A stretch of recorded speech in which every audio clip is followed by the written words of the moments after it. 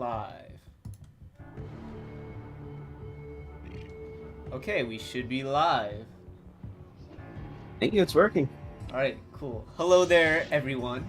Hope you're having a wonderful night.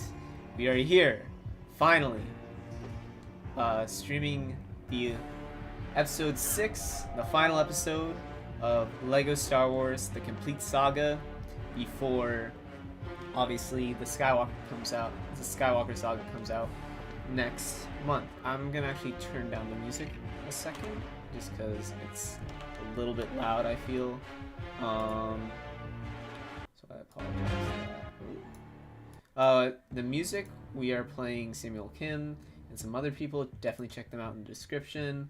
But yeah, we have Lorul back after after a long time. it's been a while, and we've been streaming this like that was last year. Was it 2020? I don't remember, but it's a long time coming.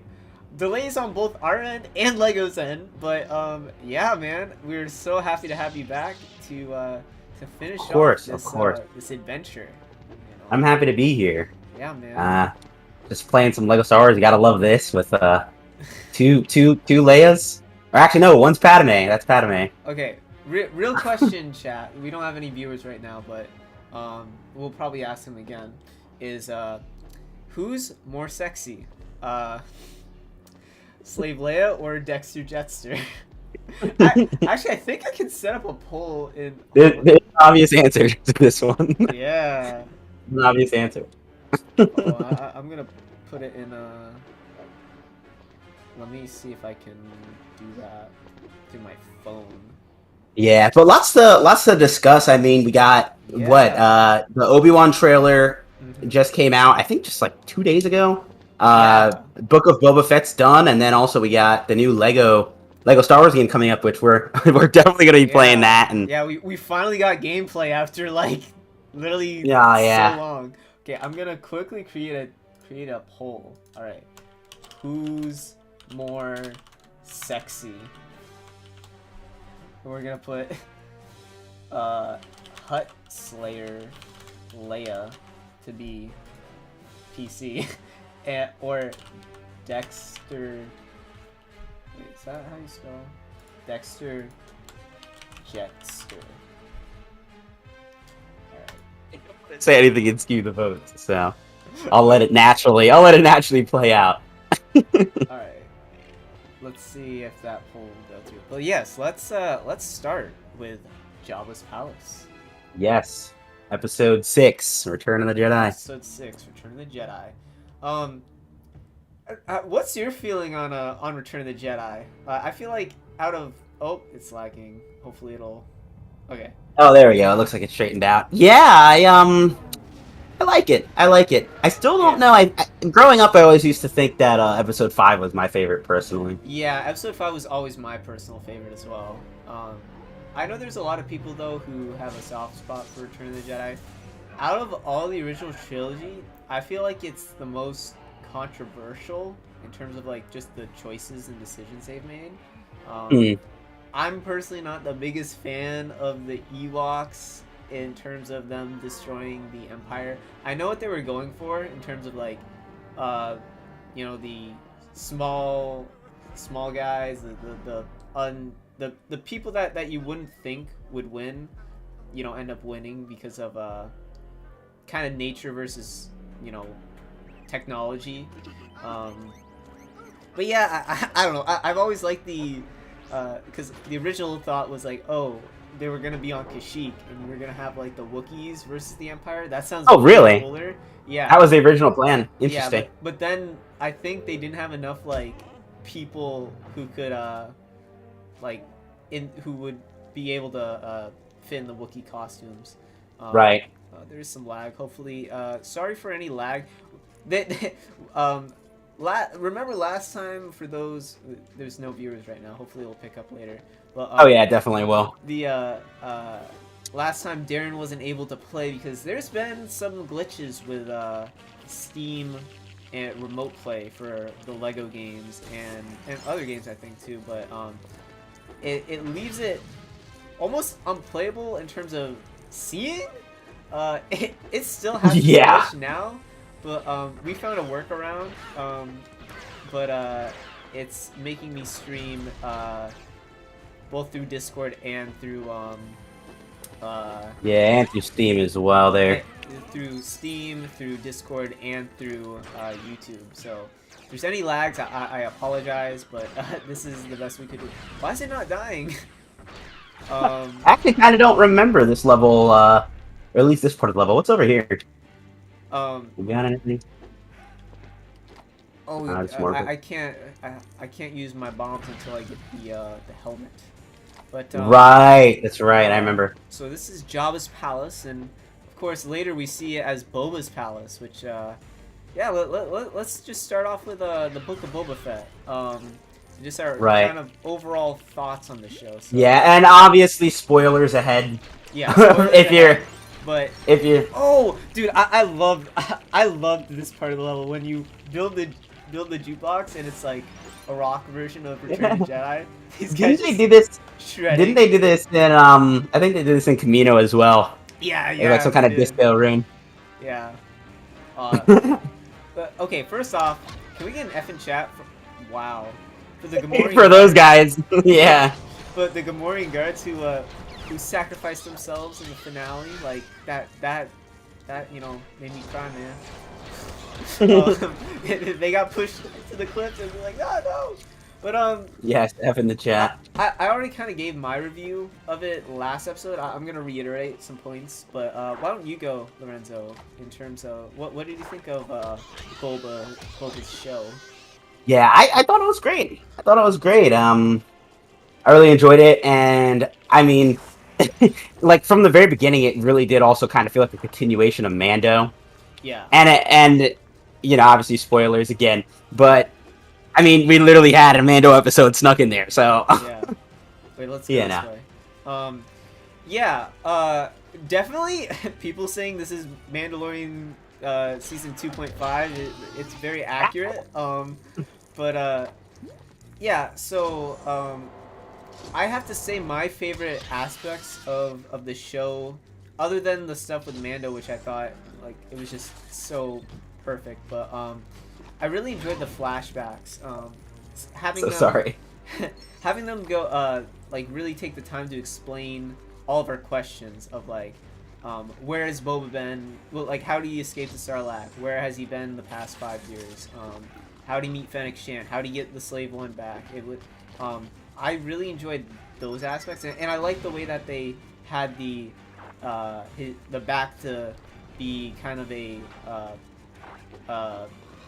metaphor for both physical healing as well as mental healing. Wait, what? I thought Luke was gonna fight us. I saw him. I keep forgetting. Return of the Jedi. We see Luke in the black Jedi suit, and that just looked so much like a boss fight. Yeah, no, I know what you mean. I think in the original Lego Star Wars 2, there was supposed to be a cutscene of like him appearing, but maybe I'm wrong. Interesting. I don't remember. It's been a long time since I played.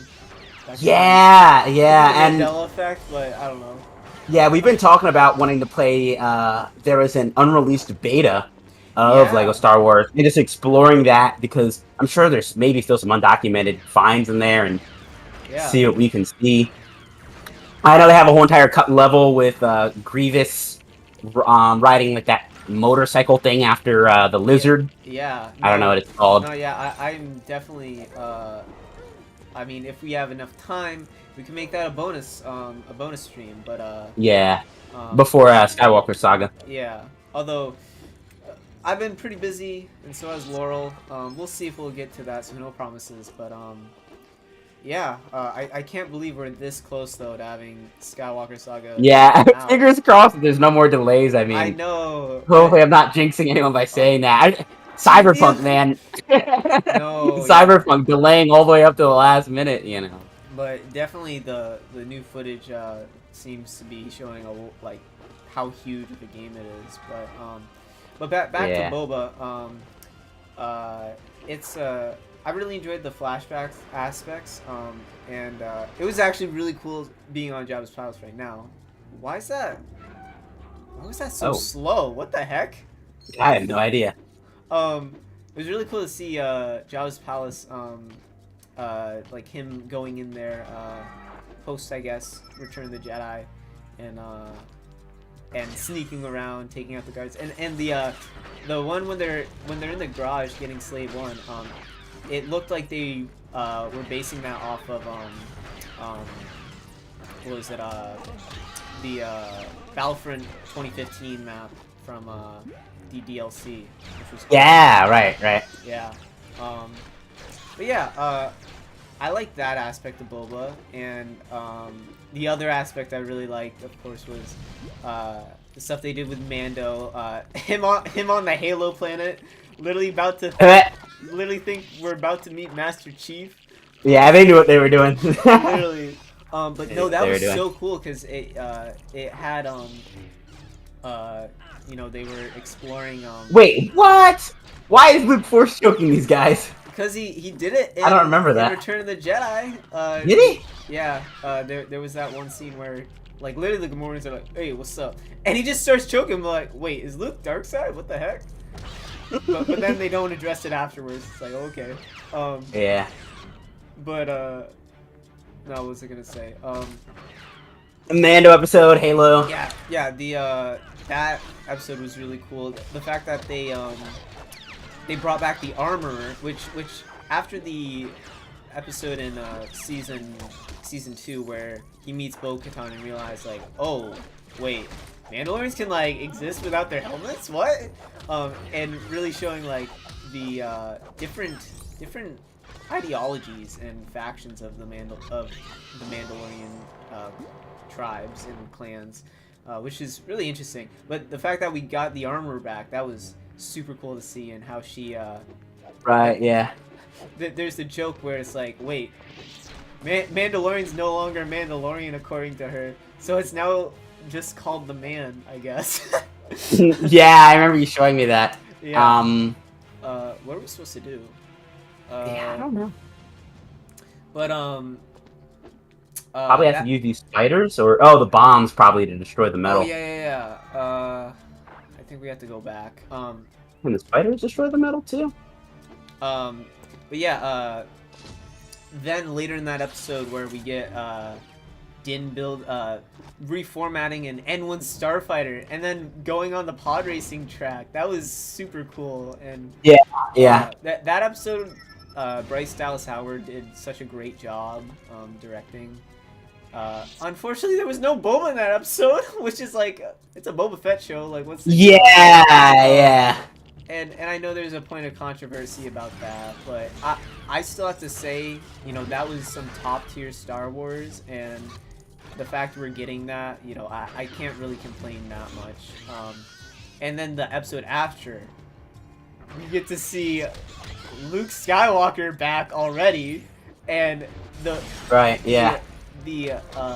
technology. I think they had Shamook, the guy who did the deep fake like edit on YouTube. They hired him to do it for Book of Boba Fett, and I have to say, it was a huge Yeah, it's the right move. Yeah, that was the right move. I mean, people. I think I heard someone say that they were comparing that to the Carrie Fisher at the end of Rogue One. Yeah. Obviously, rest in peace to Carrie Fisher and everything.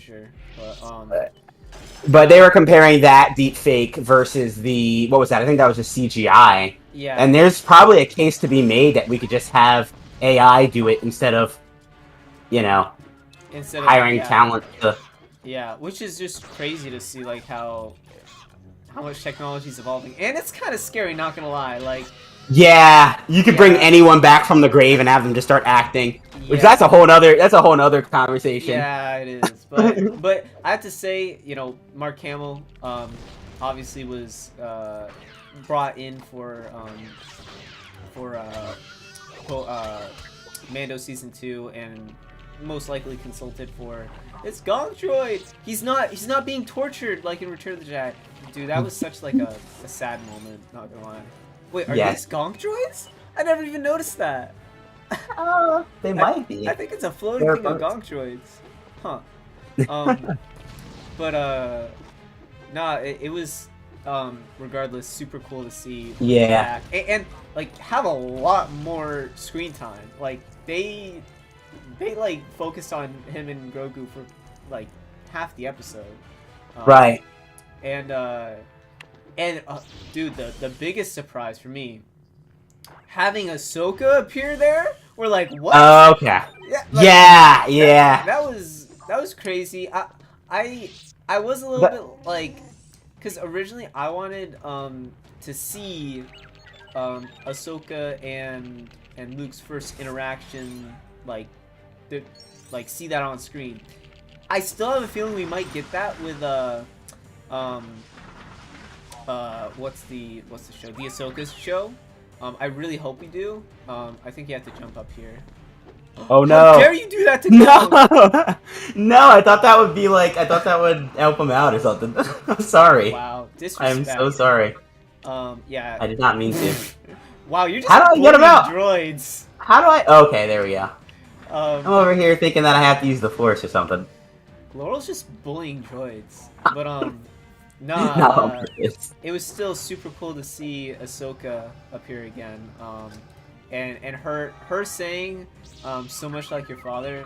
Oh, that just gave me chills. Like. Yeah, I was like, they have to do something with Anakin and you know, her and referring Ahsoka, to. Yeah, I definitely hope and think we're gonna see that in the Ahsoka series, which is probably gonna come after Mando season, Mando season 3, because I think that's next on the table in terms of that timeline. Right, and then of course, I would even say, you know, and despite your feelings, I don't even think Ahsoka being there was the biggest reveal for me. I think the biggest reveal was Cad Bane. Yeah.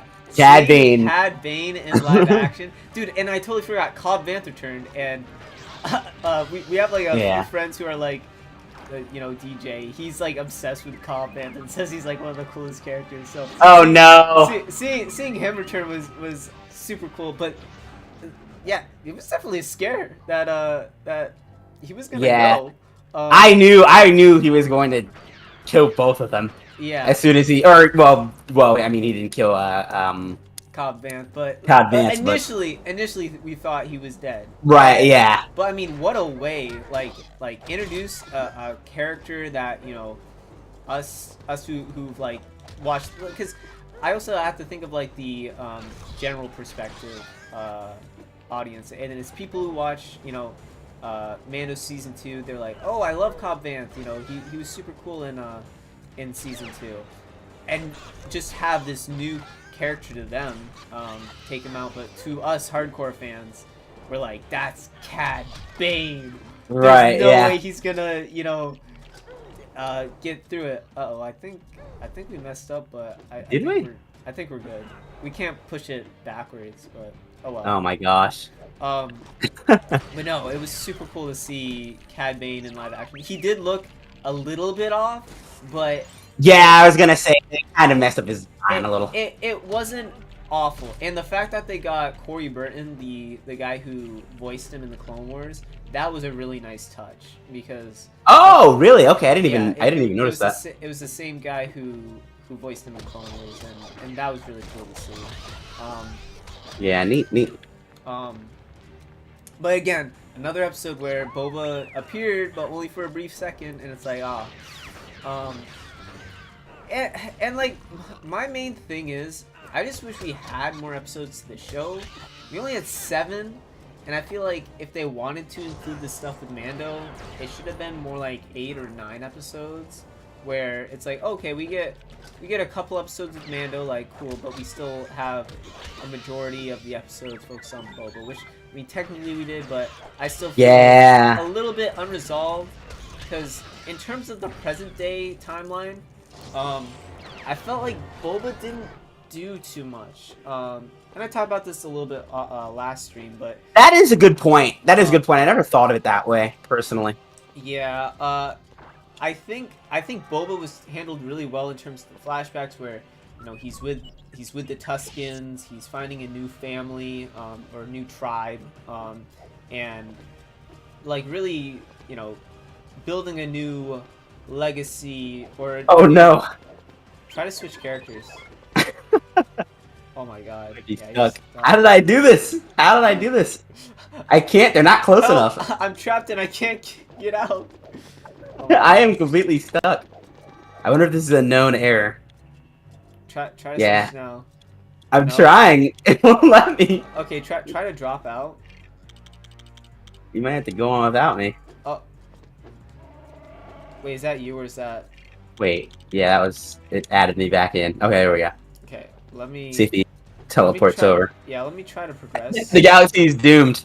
The galaxy is doomed. Oh, no, there he is. Okay, yeah, try to join now. It's funny. Okay, switch to R2 so we can get over. Well, I'm trying to. There's so many characters. Yeah. Yeah, I can't wait to, cause, yeah. I mean, Um, even... Oh, no! I hit the wrong thing! I gotta go back around. But, yeah. Yeah, I thought, you know, Boba, you know, with the Tuskens, it was cool fleshing them out, but also fleshing out Boba's character where he has to survive without his armor, which, you know, he hasn't done before. Yeah, I was gonna say earlier, I think it was you that told me, it was somebody. They told me that there was actually a chance that Boba was going to die originally in episode 6. Oh, yeah. Actually, we're coming up to the part where we fight him. We're It is getting funny. close to it. But he just, like, absolutely blew up and became, like, you know, such a fan favorite. Like, we almost didn't even get the show, essentially. Well, that's the thing is that, you know, we had, like, for me, I was always into the Legends comics and stuff, where Boba was, you know, he did survive the Sarlacc pit. And then with the Disney canon reset, that was no longer canon.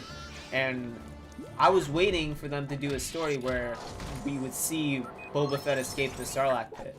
But we went years because, you know, they were focused on The Force Awakens and the sequel trilogy and then other characters. And then I'm like, are we never going to get Boba again? But then we came to Mando Season 2 and we did actually see that story, which was so cool. And then seeing that in live action, like, I never would have imagined we would see Boba right. in live action. And then when he comes back and drops the seismic charge in it, dude, that was so legit. And I know some people have complaints with you know, the show. There are a lot of issues, but there's just so many cool moments that, like, I could never say that this was a bad show. Like, there's so many cool moments that, you know, I'm just always... Yeah, I enjoyed I enjoyed watching it. Yeah. I can say. The visual effects, the music, the, you know, dude, like, even if you take out a lot of, and I mean, I know you almost have to have that lore in there and, you know, having it tie back to the wider Star Wars universe. But even if you took that out, like, just the show for it being a Disney Plus show, I was about to say Netflix. Yeah. A Disney show, like, it's neat, you know? Like, if I knew nothing about Star Wars at all, I could watch it and still kind of understand and get what's going on. Yeah. You know?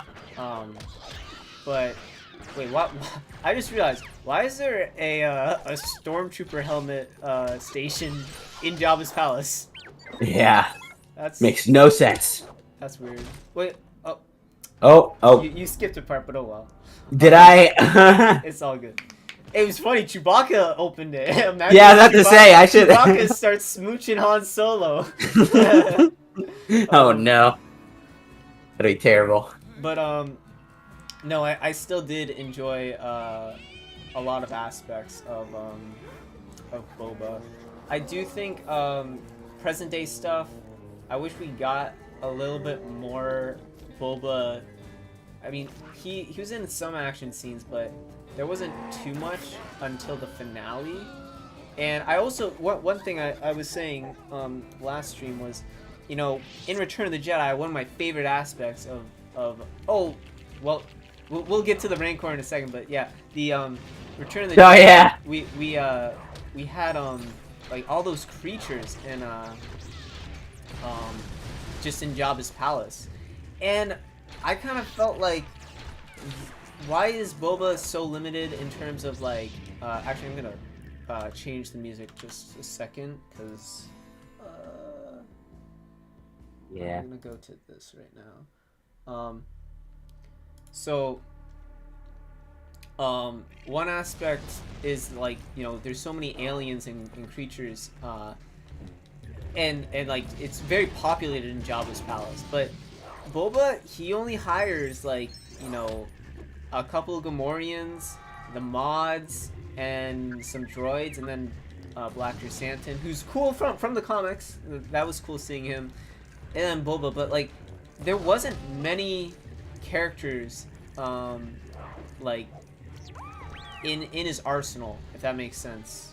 And he's supposed to be a Crime Lord, and it's like I didn't really understand the deal with that. I was speculating, what if it's something to do with COVID, like they only could have so many people on set at once. And I wonder too, one of the other points I kind of wondered and I think you have to go to this panel. Kind of noticed, oh, I see. One of the other points I kind of noticed was that he was more of a hero than an anti-hero.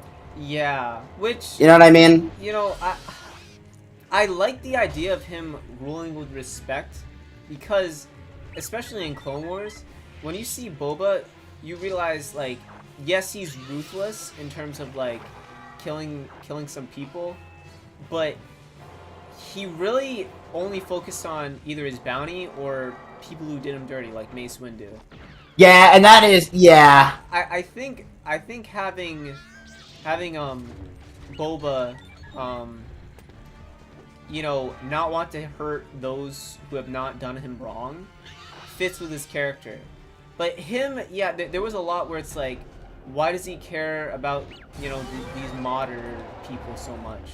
Why does he, you know, one of my biggest issues, I feel, and I know some people like him, the mayor's major domo guy, the Twi'lek. I don't understand why Boba didn't just kill that guy the first time he you know, did him dirty. Like, I think he's a character that should have died, like, first or second episode he was in. I get, like, yeah, he was providing information, but Boba, in my opinion, he would have just straight up killed that guy. Like, for... Yeah. I mean, yeah, and I guess it does kind of line up, because I remember that one episode in Clone Wars where, you know, oh man, what's her name? She was like, you should abandon... Yeah, the clones, when the clones were in the escape pod. Mm-hmm. And they were like, you know, you wouldn't kill me, would you? Or you wouldn't kill us, would you? And he's like, no, I can't do it, you know? Yeah, but Orr is the one who's, like, trying to force him into it. And right, yeah. I don't know. I still enjoyed it for the most part. And I do think the finale, right now we're fighting a Rancor, but him, with, like, on top of a Rancor, you know, just blasting the pikes, that literally felt straight out of a video game. Like, yeah. That was so cool to see live action again. And like, he's just straight up eating pikes, and it's like, that was super cool. Oh, how do we get him in here? Here, wait. I think we need to lure another Good Morning Guard for him to eat. But yeah, that was super cool. And also, I did like that one part of episode 3 when Danny Trejo, that was so cool for a cameo, with Danny Trejo as the Rancor Keeper, where he was talking about how, you know, the Rancors are sensitive creatures, and there's more to them than, you know, on the surface. And even I've heard some people like say, like, oh, it's you know, juxtaposing with Boba, who was, you know, raised to be a killer, but, you know, deep down inside he does have a heart, he does have soul. He loved his father, you know. There's more to him than just the perspective of him being a ruthless monster, such as a Rancor. Right. So I thought that was cool. Interesting. But you know, I still do wish we did get a little bit of ruthless Boba, him taking out. I wish he killed, you know, that Twi'lek guy. Yeah, I mean, we see him straight up, like, cap Bib Fortuna at the end of Mando season 2, which I feel kind of gave some, like, mixed signals of like like, oh, we're gonna see Boba like just go to town and ruling, and they really tried to make it more of him struggling in terms of like, oh, he's never been in a position like this. He's always been a bounty hunter, and so he has no like experience working in that line of work. He's a little bit over his head, but I don't know. I still feel like there's more that they could have done. Yeah, it'll be interesting. Now, I mean, I know you had said earlier one thing that you wanted to maybe discuss was what they could have done differently. Or actually, let's talk, before we talk about that specifically, also, this is a famous scene right here. I love this. Yes. God. Yep. Because they didn't really go in the movie. I don't think they really went through too much of the palace scene. Yeah. No, it was... I love this. He's just jumping. Yeah. It'll be interesting to see how they do scenes like this in the new one. Yeah. And I really, I mean, just in case I don't say it already, I hope that mumble mode thing is offered near the beginning. Yeah, even though it probably won't be because they want you to hear all the voice acting they spent money on. Yeah, true. Yeah. Hmm. So what were you saying? Oh, so before we maybe talk about what they could have done better. Mm-hmm. Oh, I'm dead. Well, Galaxy doomed. No, let's Skywalker dies. Yeah. Predictions before the show came out. I predicted that Mace was going to be in the show. Yeah. And that did not come true. Which I thought would have been really cool. It would have been like, how did Mace Windu survive after so many years? But it would have been a really cool... We do see Boba, have his flashbacks to him as a kid and thinking back to his dad. And honestly, I wish we got a little bit of more of that. I think it would have been cool if we saw, like, a scene of Jango, like, de-age Tamara Morrison. I mean, they did it with Luke. Like, de-age Tamara Morrison, have a scene of him... Or, like, just have him with the helmet on, talking to Boba and be like, Boba, Right, like, yeah. I was expecting something like that, too. It would have been cool. I mean, regardless, I'm still happy we did get to see young Boba and at least Jango's helmet. But yeah, we got a little bit of it. We got a little bit of it, but no, yeah, I definitely think it would have been cool to see Mace Windu, but I think maybe they can. I think this season had a lot to do between answering people's questions, setting up Boba to be, the daimyo of Tatooine, and then of course, resolving a lot of things in Mando's plot line. Right. But I really hope we get a season 2, because I think season 2 is where you can have Boba start to expand off of Tatooine. Because one of my like complaints too is like we were on Tatooine for so many episodes, and I get it. They want to, give Tatooine like some more character and depth, but honestly, I feel like there's so many other planets that you could explore. I feel like the mods, especially, did not fit in Tatooine setting at all. I think cyberpunk looking, cyberpunk kids. If they were in Coruscant, like the underworld, or if they were in Nar Shaddaa, I think it would have fit a lot better. But sticking them in Tatooine, it just didn't work for me, and it didn't work for a lot of other people, because I know that was people's main complaints. Yeah, they seemed very much out of place. Like, it almost seems as though whoever designed and put them there probably wasn't also the person who was directing a lot of, like, I feel like that might have been something that went maybe above the director a little bit. I do kind of think it might have been Robert Rodriguez's idea, because he's the guy who created Spy Kids and Shark Boy and Lava Girl, and I do kind of get a little bit of like Spy Kids vibes from them. Yeah, I can see what maybe you're saying. The other thing too is that like they just weren't developed at all. It's like one thing if like they were trying to develop them, but obviously like, they only had a couple of sidelines. I don't know. Oh, here we go. Yeah, here's the man himself. Boba Fett, but no, his I hope for season 2 we can explore other planets and other. Oh, and just like that. Yeah. At least now we know he survives. Yeah. But no, he just the also I hope, you know, the Pikes were cool to see, but I know a lot of people were expecting Kira or Crimson Dawn or some other. Right. Yeah. I'm hoping that's still possible in season 2.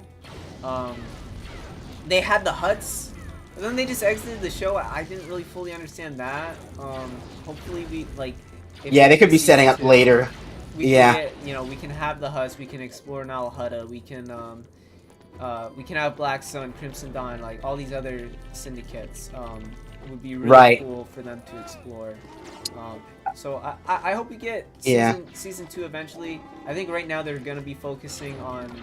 Yeah, season 2 is not gonna come for a while. I think. Because I think we're gonna get Mando season 3.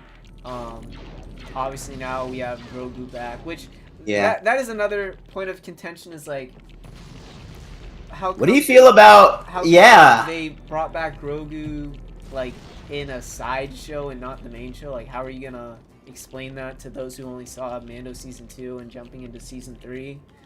I don't know how they're gonna do that. If they're gonna recap it, show some clips from there.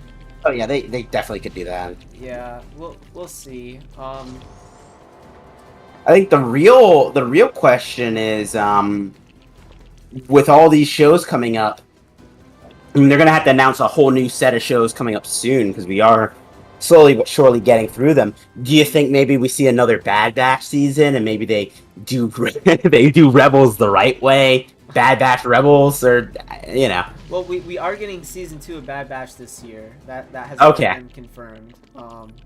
But yeah, I don't know. I feel like Boba, the way it ended, it wrapped up things, but it also just left me wanting more.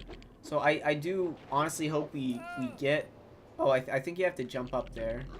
Yeah, do I? And get that box. Can up here. Oh, so lift that up and then jump. Yeah. I do have to say, it was cool seeing Cad Bane back, but then he ends up dying.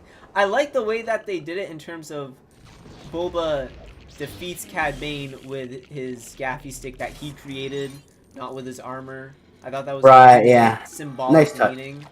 I do think we should have had more Cad Bane in this series. Yeah, they probably could have introduced him earlier and had him be like a consistent villain. Yeah, either introduce him earlier or someone brought this idea, and I think I talked about it last stream, but I'll repeat it to you.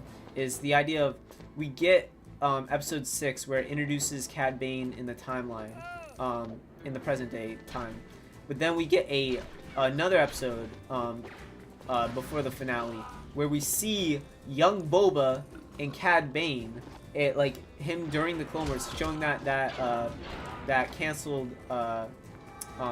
Right. Yeah, they had room for that. This is where that would have showed up at. That would have been. You know what I mean? Yeah. To show, because they did Clone Wars season 7. I don't think they're going to go back and do that arc again. Yeah, probably not. Really been the perfect place to have that arc be shown. In live action, that would have been amazing. That would have been really and showing that you have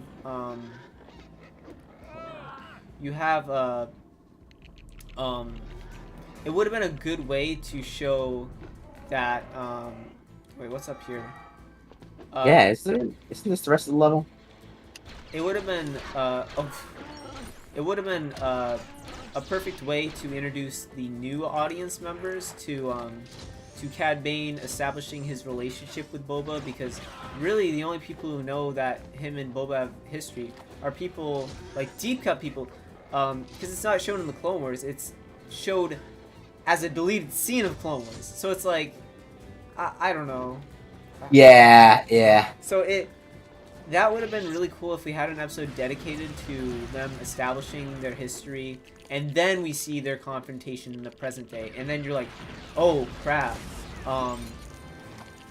like they Right, or maybe in they one of have the beef. flashbacks. Yeah, like we see them because I think in that canceled arc they go like fighting Tuskens, and like obviously now Boba has such a newfound respect for the Tuskens, and you know in the finale we see Cad Bane taunting him like, oh, the Pikes killed your Tusken family, like all that stuff.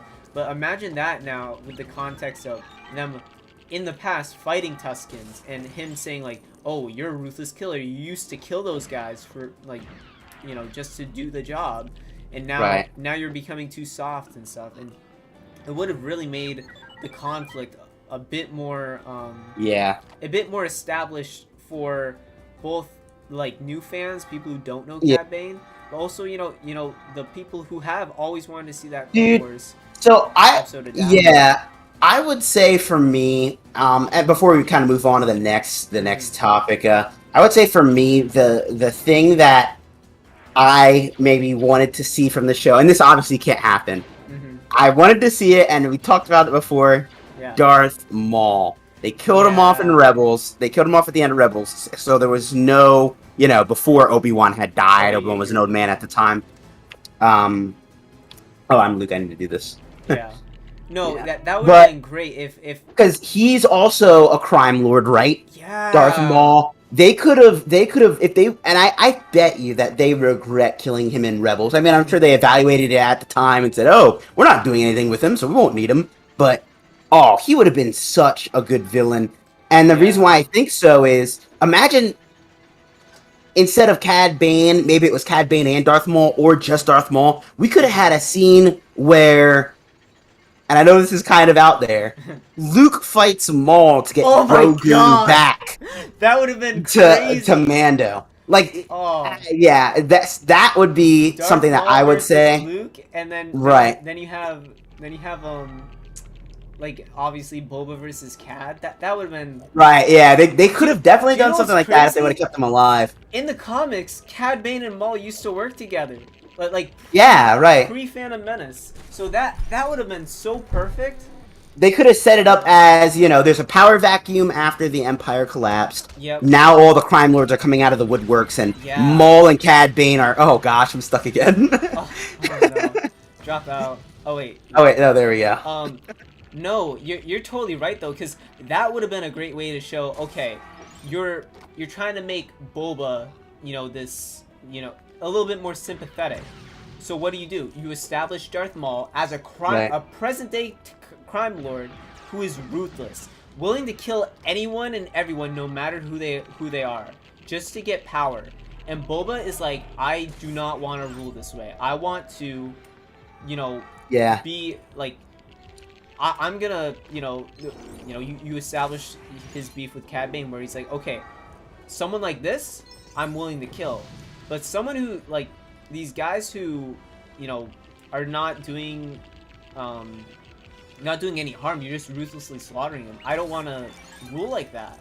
It would have been a great way to juxtapose and and I mean, unlike my, you know, Mace Windu thing, which has a realistic possibility of happening within the canon, kind of. Some people would say no because he got thrown out of a window, whatever. But we've seen Jedi survive from longer falls. Yeah, but my thing is, if you see someone fall, oh, yeah, let's go. Dance party. Are they all coming in? If you see someone fall in Star Wars, they're not dead. Straight up. Boba Fett, Darth Maul, Ben Solo, Palpatine, all of them. They all survive. So Mace Windu obviously has to survive. Yeah. But, I think he's coming eventually. Maybe they have a really good show. Maybe they have a new show we haven't heard of yet that they're developing now, and they have season Samuel Jackson there. Or something like that. So I'm sure that, you know, Mace will show up eventually in some fashion. Whether that's I mean, people have been begging for 1313 to come back. Maybe they actually end up redoing 1313 and they throw him in there with my original theory. Like, who knows, right? Yeah. But obviously the Maul prediction's unlike the Mace Windu prediction because it doesn't have a chance of happening with him being dead. But I mean, I've debated before that I honestly wouldn't recommend. I would. What is it? I would not be against them retconning Maul's death somehow. Yeah. I don't know how they do it, Yeah. but I wouldn't be against it. But Um, he's very much dead. Okay, I just barely saw there's messages, and I'm sorry for not reading them earlier. I completely forgot to switch my window. Yo, could be in Bad Batch somehow. I think he's talking about Cad Bane versus Boba. That is possible. I just do think it would have been more. I personally would have liked to see it in live action. That would have been super cool. But yeah, maybe in Bad Batch. I Yeah. see you have mods. Yes, actually, I forgot to mention that. I have a mod right now where it is a higher definition character models. That's why they look slightly different. I came up with mods for Lego Skywalker Saga, Darth Maul, long lightsaber, custom clones. Episode 3, Anakin proper mullet hairpiece using recolored Ninjago movie Lloyd hairpiece in brown, and maybe custom blaster. That's awesome. This is Clips Films Melbourne. Welcome to the stream. Thank you for joining us, and that's really cool. I might have to check out your mods, man. Yeah, definitely. But yeah, damn, that would have been so cool if we did have Darth Maul. And Maul survived, and he was the big surprise, right? Yeah. That's one thing that I would love to see in a show like that, but obviously we're never. I don't know. Missed opportunity. The thing is, here's the thing. For those who've been a long time watcher of the channel, Lorul's first time watching the Clone Wars was actually with me. We watched the entire season before. Consecutively. We watched the entire seasons 1 through 6 before season 7 came out, and he really loved it. He really enjoyed it and took so much out of it. And then after it was great. We watched Rebels, which both of our I did not take a lot of. Yeah, I grew up with Clone Wars, so I'm kind of biased, where I did not particularly like Rebels as a canceled Clone Wars, and I would watch every week, and I felt like this is not Clone Wars level. What is the deal? It was not. And so Lorul doesn't have the same perspective as me because he didn't grow up with Clone Wars and didn't have the bias I have, but he watched it. I mean, you can give your own thoughts, but I think both of us agree that the show is a huge dip in quality compared to Clone Wars. Yeah, and I'm almost certain that a lot of that came from. I think it's because of Disney executives. Disney intervening with If you, I think it's been proven that if you have the right director and you give them, I have to stress right director. Yeah. And also if you have people who understand and respect the lore, you can get some really good Star Wars content out of it. But you need to let them do their work, and you need to, and they need to be good at what they do. Yeah. So, oh gosh, we're having a fight up here. He might win. Good morning, I'm cheating. I'm cheating. Versus Luke will win. Yeah. Okay. Anyways. Oh, you can't? How do I get you up here? You have to push that thing, maybe? No. Break it? Oh, yeah. There we go. Oh. Ah! He won. How dare he? OP Gamorrean Guard. Gamorrean Guard that has might saved the galaxy. Get up there. Hold on. This is before the whole split screen thing. Yeah. Oh, wait. Well, can I come too? Oh, wait. Up here. So yeah, Rebels just didn't really do it for me. I felt, I don't like Ezra, and I'm actually really worried, in terms of him appearing in the Ahsoka series. That'll be interesting. Because I had thought, after watching Rebels, I was of the opinion they're not going to touch Rebels ever again, basically. They don't need to, and they won't, but they did. But they did in, Yeah. in a few pieces of media, actually. Yeah. And What is it? That Starfighter game? Yeah, and now with, I mean, we can talk about it now, the Kenobi trailer. Awesome trailer, by the way. Actually, there is one point of contention, and it is kind of Rebels related, is the Grand Inquisitor appears. Right. And I think it's cool that we're seeing the Grand Inquisitor in more media, because I felt, I don't know if you remember all the way back to Season 1, but in Season 1, he was like in only like a few episodes, and ironically, because we were watching an interview, you know, they were claiming that he's whenever he appears, it's not like these Saturday morning cartoons where the villains lose, but that's exactly what happens. Every episode never win in Rebels. Yeah. Which is one of the huge issues I have, because at least in Clone Wars, like, we did have episodes where the good guys lost and they died. And, you know, I felt we didn't get that with Rebels, but, anyways, Grand Inquisitor, cool concept, but yeah, he was only in a couple episodes and then he died. I guess his death was like, pretty cool, because, like, he said, like, oh, there's far things more frightening than death, and what he was referencing was Vader, and then when you connect that with Fallen Order, where Trilla just completely, like, gets just whop by Vader, just kind of shows like, hey, I would rather die myself than like deal with Vader, like, you know, dealing with me. But yeah, the point of contention though with what are we supposed to do? Are you sure you can't? Hold on. Oh wait, I can't use the Force on that. The point of contention with the Grand Inquisitor in the Kenobi trailer is his design, and also the actor who's playing him, because Jason Isaacs, one great thing about certain aspects of Rebels is the voice actors. And Jason Isaac, I'm a huge Harry Potter fan.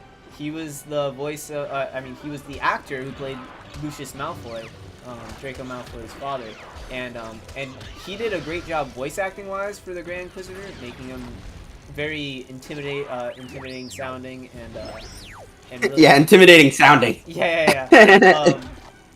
So and I remember there was an interview where he said, like, he wanted to play, like, he wanted to come back to Star Wars and play the Inquisitor in live action.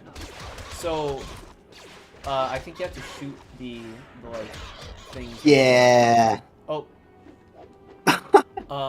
What if one? So yeah, it's like, why wouldn't you bring him back? Like, he's a very famous live action actor. Maybe they wanted to, but something happened. Yeah. Maybe he had pre-existing films going on or something. Either I think it's scheduling conflicts, maybe an issue with COVID. But I did see one other interview where he did kind of state how he wouldn't be, like, he said something about, like, prosthetics, and that he wouldn't want to be, I think he was comparing to something like from Star Trek or but even without him, like, let's say that he was off the table for whatever reason, I still think the design does not look all that good. The design, you literally see live action Utapauans in Revenge of the Sith, and what they did in Kenobi does not resemble that at all. So there's a, I mean, I have no idea why. We're not that, like, we're in March right now, and okay, try to shoot. Oh, why isn't the? Oh, R2 needs to turn on the cannons again. Oh, oh, I see now. Okay.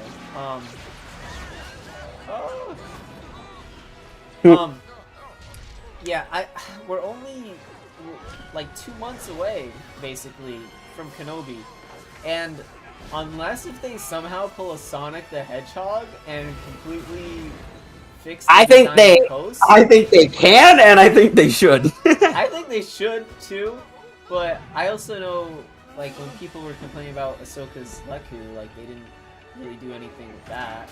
I don't think that was nearly as much of a problem. because I understood they did it for, you know, she had to be very mobile, and having long Leku would have, you know, kind of hindered her mobility. So I understood why they did it there, but this isn't even like, this is just like poorly designed makeup. Like, and also I'm not exactly sure if it's his voice in the trailer, but if that's his voice in the trailer, he sounds nothing like he does in Rebels. Which, yeah, I hope they resolve that. But let's. So I know we had talked a little bit about this yesterday, because yesterday was my first time actually watching this trailer. And again, for anyone here that's new hopping in, actually, let me see. Let me check the chat. For anyone new here, we had. This is about 2 days in. I see Sir Jackson RR. Hello. Glad that you're joining us. wait, there's more. So. Oh crap! I have. Someone said hi. My chat for some reason is not updating. Hold on, let me fix this real quick while we But during the time of streaming, this trailer's only been out for about 2 days, so it's just that initial first trailer we've seen. Mace Windu is still dead in my opinion. He can't recover pain while falling thousands of feet in the air at the same time. Okay, that's a good point, but I don't know. Mace Windu is still pretty strong. When Ahsoka was going to do live action for Mandalorian Season 2, I thought Lucasfilm were going to have natural blue eye actor, because of Ahsoka does have blue eyes. That is true. But I have to say, that too. Dawson, and actually I do remember there was an interview of it. Can you force lift me? Yeah.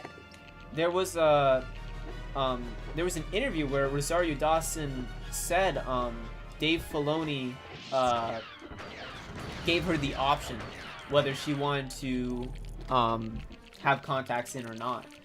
And interesting. And originally he's just like, no, you can have your, because I'm pretty sure she has brown eyes. She's like, oh no, you can have your natural eyes. But Rosario, as an actor and a fan, she's like, no, Ahsoka has blue eyes. I want to put in the contacts. Now, okay. Do the work, which, like, commendable job. Because I know. Yeah, right. Some people can't handle contacts. I mean, I wear contacts, so I'm used to it. But for most people, or they wouldn't understand the importance of the lore. Yeah, but here's a question. Does that scare you? Like, does the fact that Dave Filoni was like, well, yeah, you know, go ahead. Like, should that be something that... A little bit, you know, which is kind of weird, because I always think of Dave Filoni as someone who's, like, very much, like, a lore, like, he's deeply invested in lore. I guess you could say maybe they were going to edit that in post. Like, he was like, hey, we're going to edit it in post, so you can either choose contacts or no contacts if you don't want us to edit it. Which probably, maybe that is the full story, but assuming it's not, that is a little bit, you know, room for concern. And some people have had some issues where Clone Wars Season 7 contradicted a few things from the Ahsoka novel. Personally, I think they were better calls because, like, originally, like, Rex, there was something like with Rex and Ahsoka in like the stuff that transpired in oh wait, it was something like where Rex said he didn't take he didn't go through with Order 66, but or I don't know, there was something about it where it was kind of contradicting what was said in the I think you have to hop on the okay, yeah, I'm just looking around here. They were talking about what was it? So there was like some contradiction with the novel with Ahsoka. And, wow, you are having bad luck getting stuck. The king of getting stuck in this game. Okay. Also, I remember this level being kind of annoying because it loops around and it can get very repetitive. I am very much looking forward to them revamping this in Skywalker Saga. Yeah, but, yeah. Yes, because we keep getting stuck. No, but another example is in the Bad Batch. They completely retconned a comic of Kanan Jarrus's Order 66 scene. and I know a lot of people had issues with that because they were big fans of the comics, and I mean, they still kept aspects of it, but they changed like the time of day. They changed the color of some of the clones' armors, and obviously the Bad Batch wasn't invented by the time of the comic, so they weren't in there. Yeah. I still feel like in terms of that, it served the story well, but you know, there is definitely some questions where it's like, okay, what's more important, the story or you know, keeping canon? And it's definitely difficult because like Disney, you know, straight up said like, hey, this is our, like, from this point forward, everything's gonna be canon. And, you know, they're supposed to have a story group that keeps that consistent. And it's like, if they're not doing that, then what are they doing? You know? Yeah, I feel that. So, I think the Obi-Wan trailer answered a lot of things for us. I mean, we had a lot of questions. And I think if you go back to some of the older streams when we were talking about just the concept... Wait, I could use the force on this thing? Oh, Star Killer.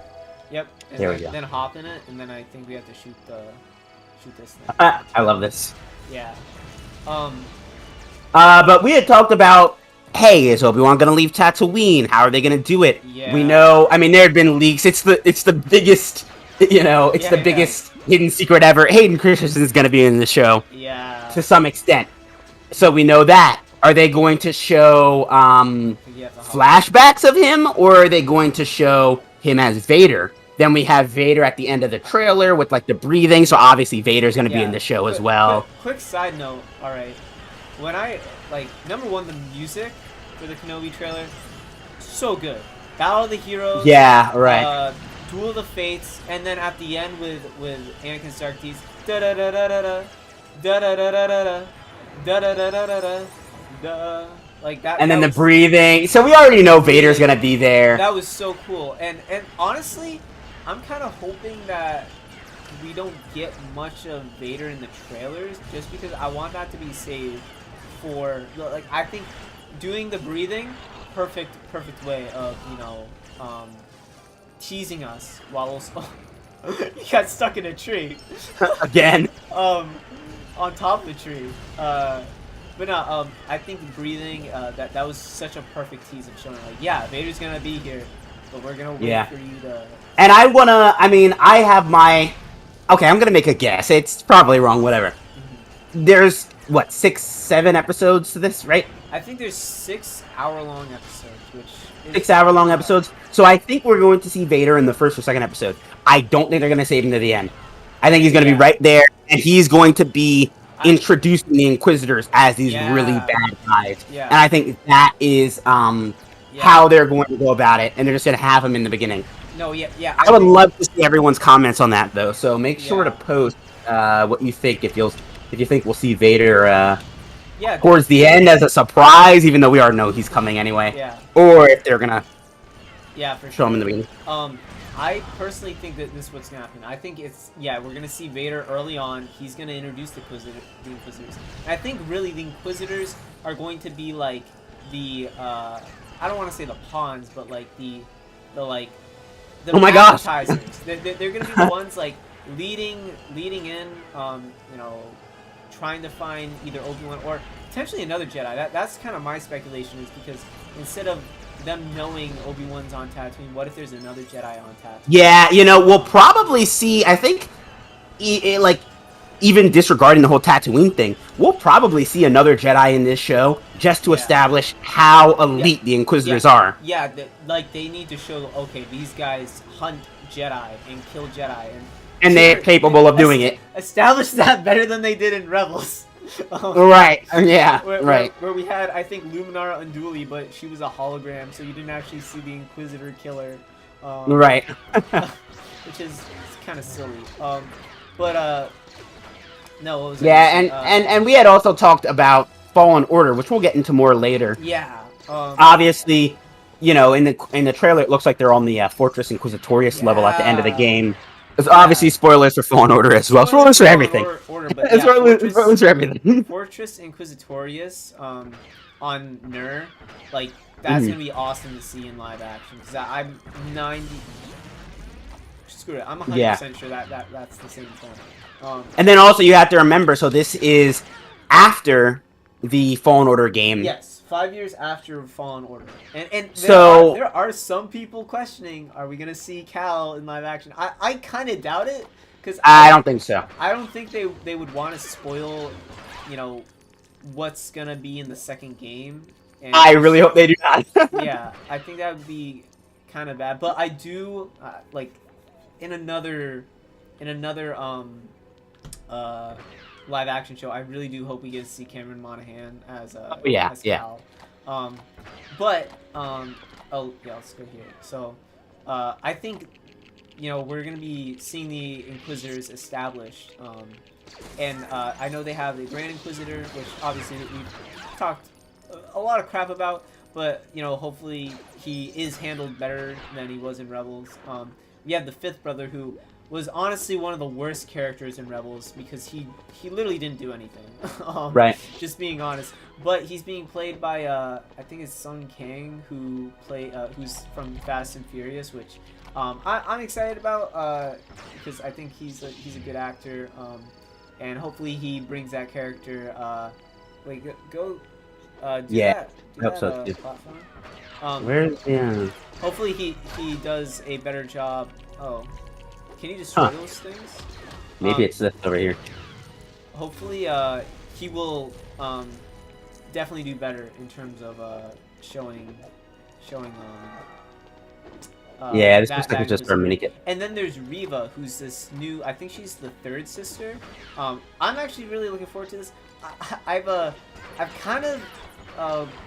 I'm not really gonna get into it, but there's been a lack of female villains in live action, I'd say. Like, we've had Ventress in Clone Wars.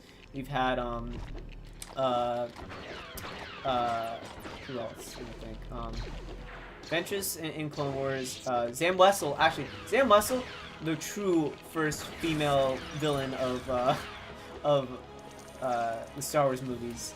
Yeah, that's actually a good point. Yeah, because I know the actor who played Phasma was like, oh, she's the first female villain for Star Wars. I'm like, do you not know Zam Wesell? I mean, like, she's a short part of Attack of the Clones, but still. I mean, even Phasma she didn't have that much of a part. People wanted her to be a lot. Yeah, I was gonna say Phasma literally didn't do anything in the movies, and I still think she was just such a wasted character. Yeah, right. Yeah. But regardless, in terms of I'm getting phone calls. I'm gonna have to answer them later. Anyways, we had Trilla from Fallen Order. I thought she was handled super well, but in terms of live action Star Wars, I'm actually pretty excited to get a female villain. Yeah, and I mean, they probably will mention Trilla as well. They might mention their deaths or something, like these Jedi are no joke. They killed Trilla. Or they might say something like that. We've lost plenty of Inquisitors already. Like that. Yeah, right. That definitely would be that'd be really interesting. Actually, I think we have to go on the speeders now. I'm getting voicemails and stuff. Jeez. Okay. I'm gonna have to. You're very popular. Yeah. Of course, anytime I start streaming, this is only when it happens. I swear I'm not this popular. There's only one speeder. Yeah, jump on it. Can you not get into it? What the heck? Oh, there we go. Okay. I hate the bunker level R2 across the platform. I prefer Barriss Death Legends. Makes more sense for Episode 3. Canon version of Barriss sort of disrupts Star Wars canon timeline since her fate is unknown. Yeah, actually, that has been one thing people have been speculating is if we would see her in the Ahsoka series. But we're going to continue with the Kenobi talk right now. But yeah, anyways, it's going to be cool to see a female... Inquisitors. Yeah, I'm excited to see this new third sister. Hopefully she's handled as well as Trilla from Fallen Order. Yeah. Now I have a theory about her, and we'll see how this pans out. And again, these are just theories. I mean, if they could do something better than the things I'm thinking, then obviously I want that. Like, it's not like I want my theories to come true if they start doing things better. But I'll talk about her in a second. But before I do, no Sam Witwer, unfortunately, as an Inquisitor. I would have loved to see that. I'm still holding out hope one day, like Fallen Order sequel, like. Yeah, right. That'd be sick. I still do want to see Sam Witwer as a. And they could give him a different name and just have him. I mean Inquisitor. I know people are like, oh, he could be the first brother. That'd be sick. That would be sick. That'd be absolutely amazing. And I mean, hey, maybe there's a little bit of support for that because we are seeing Force Unleashed come to Switch. For some weird reason, the Wii version of Force Unleashed is coming to Switch. So yeah, kind of strange, but yeah, actually, I know Reva's character has been described as ruthlessly what the heck? Did you see that? Yeah, what was that? I don't know. Her character is described as ruthlessly ambitious, which I'm excited to see. Hopefully, she's not wasted like Phasma. I really hope that they, explore her character like Trilla. I thought Trilla was handled really well. But like in general, I think we're gonna have the Inquisitors be the appetizer, and then we're gonna see Vader roll in and just completely outshine them, showing. I hope so. I hope so. But yeah, let's talk about your theory for the Inquisitor. Okay, yeah. So for the third sister, it seems as though the way the trailer is built up, and maybe we'll see. So here's what I'm thinking so far, right? I don't think Obi-Wan's going to leave Tatooine. As a side note, I don't think we're going to see a lot of Luke Skywalker either. I think that we'll see him from a distance as a kid, and maybe in the town with Uncle Owen, whatever. But you're not going to get any Luke and Obi-Wan meeting each other, I think. Okay, maybe not meeting each other, but also I do have to say, I do know he knows of Obi-Wan as like crazy Ben Kenobi or something like that. Right. Yeah, maybe. Okay, so then maybe. Okay, he and here's my other thing. They've kind of already said Obi-Wan is leaving Tatooine. Okay, they have. So, which I've always been kind of iffy about, but here's my thing. All right, if there is another Jedi on Tatooine, because I still, oh my goodness. Come on, okay, let's go. This is a terrible level. Yeah, this is not a good level. I think if you have another Jedi on Tatooine, this would place Obi-Wan like on the defense. Like, think of one aspect of the Rebels episode with Obi-Wan. It shows like, oh, Maul's gonna be a danger to Luke. I have to take him out. That makes sense. I still think it's stupid that Ezra met Obi-Wan. That's a huge thing. Me and Lorul both agree. Like, why that just causes so many issues. Like, so many issues. The fact that he knows where Obi-Wan is a massive security concern. Yeah, and like, massive. I don't know. Regardless, let's not get into that. But I'm thinking, okay, if Obi-Wan's gonna leave Tatooine, there's only two reasonable things I think that would make sense. One would be which I think is both of these are likely I feel, but yeah.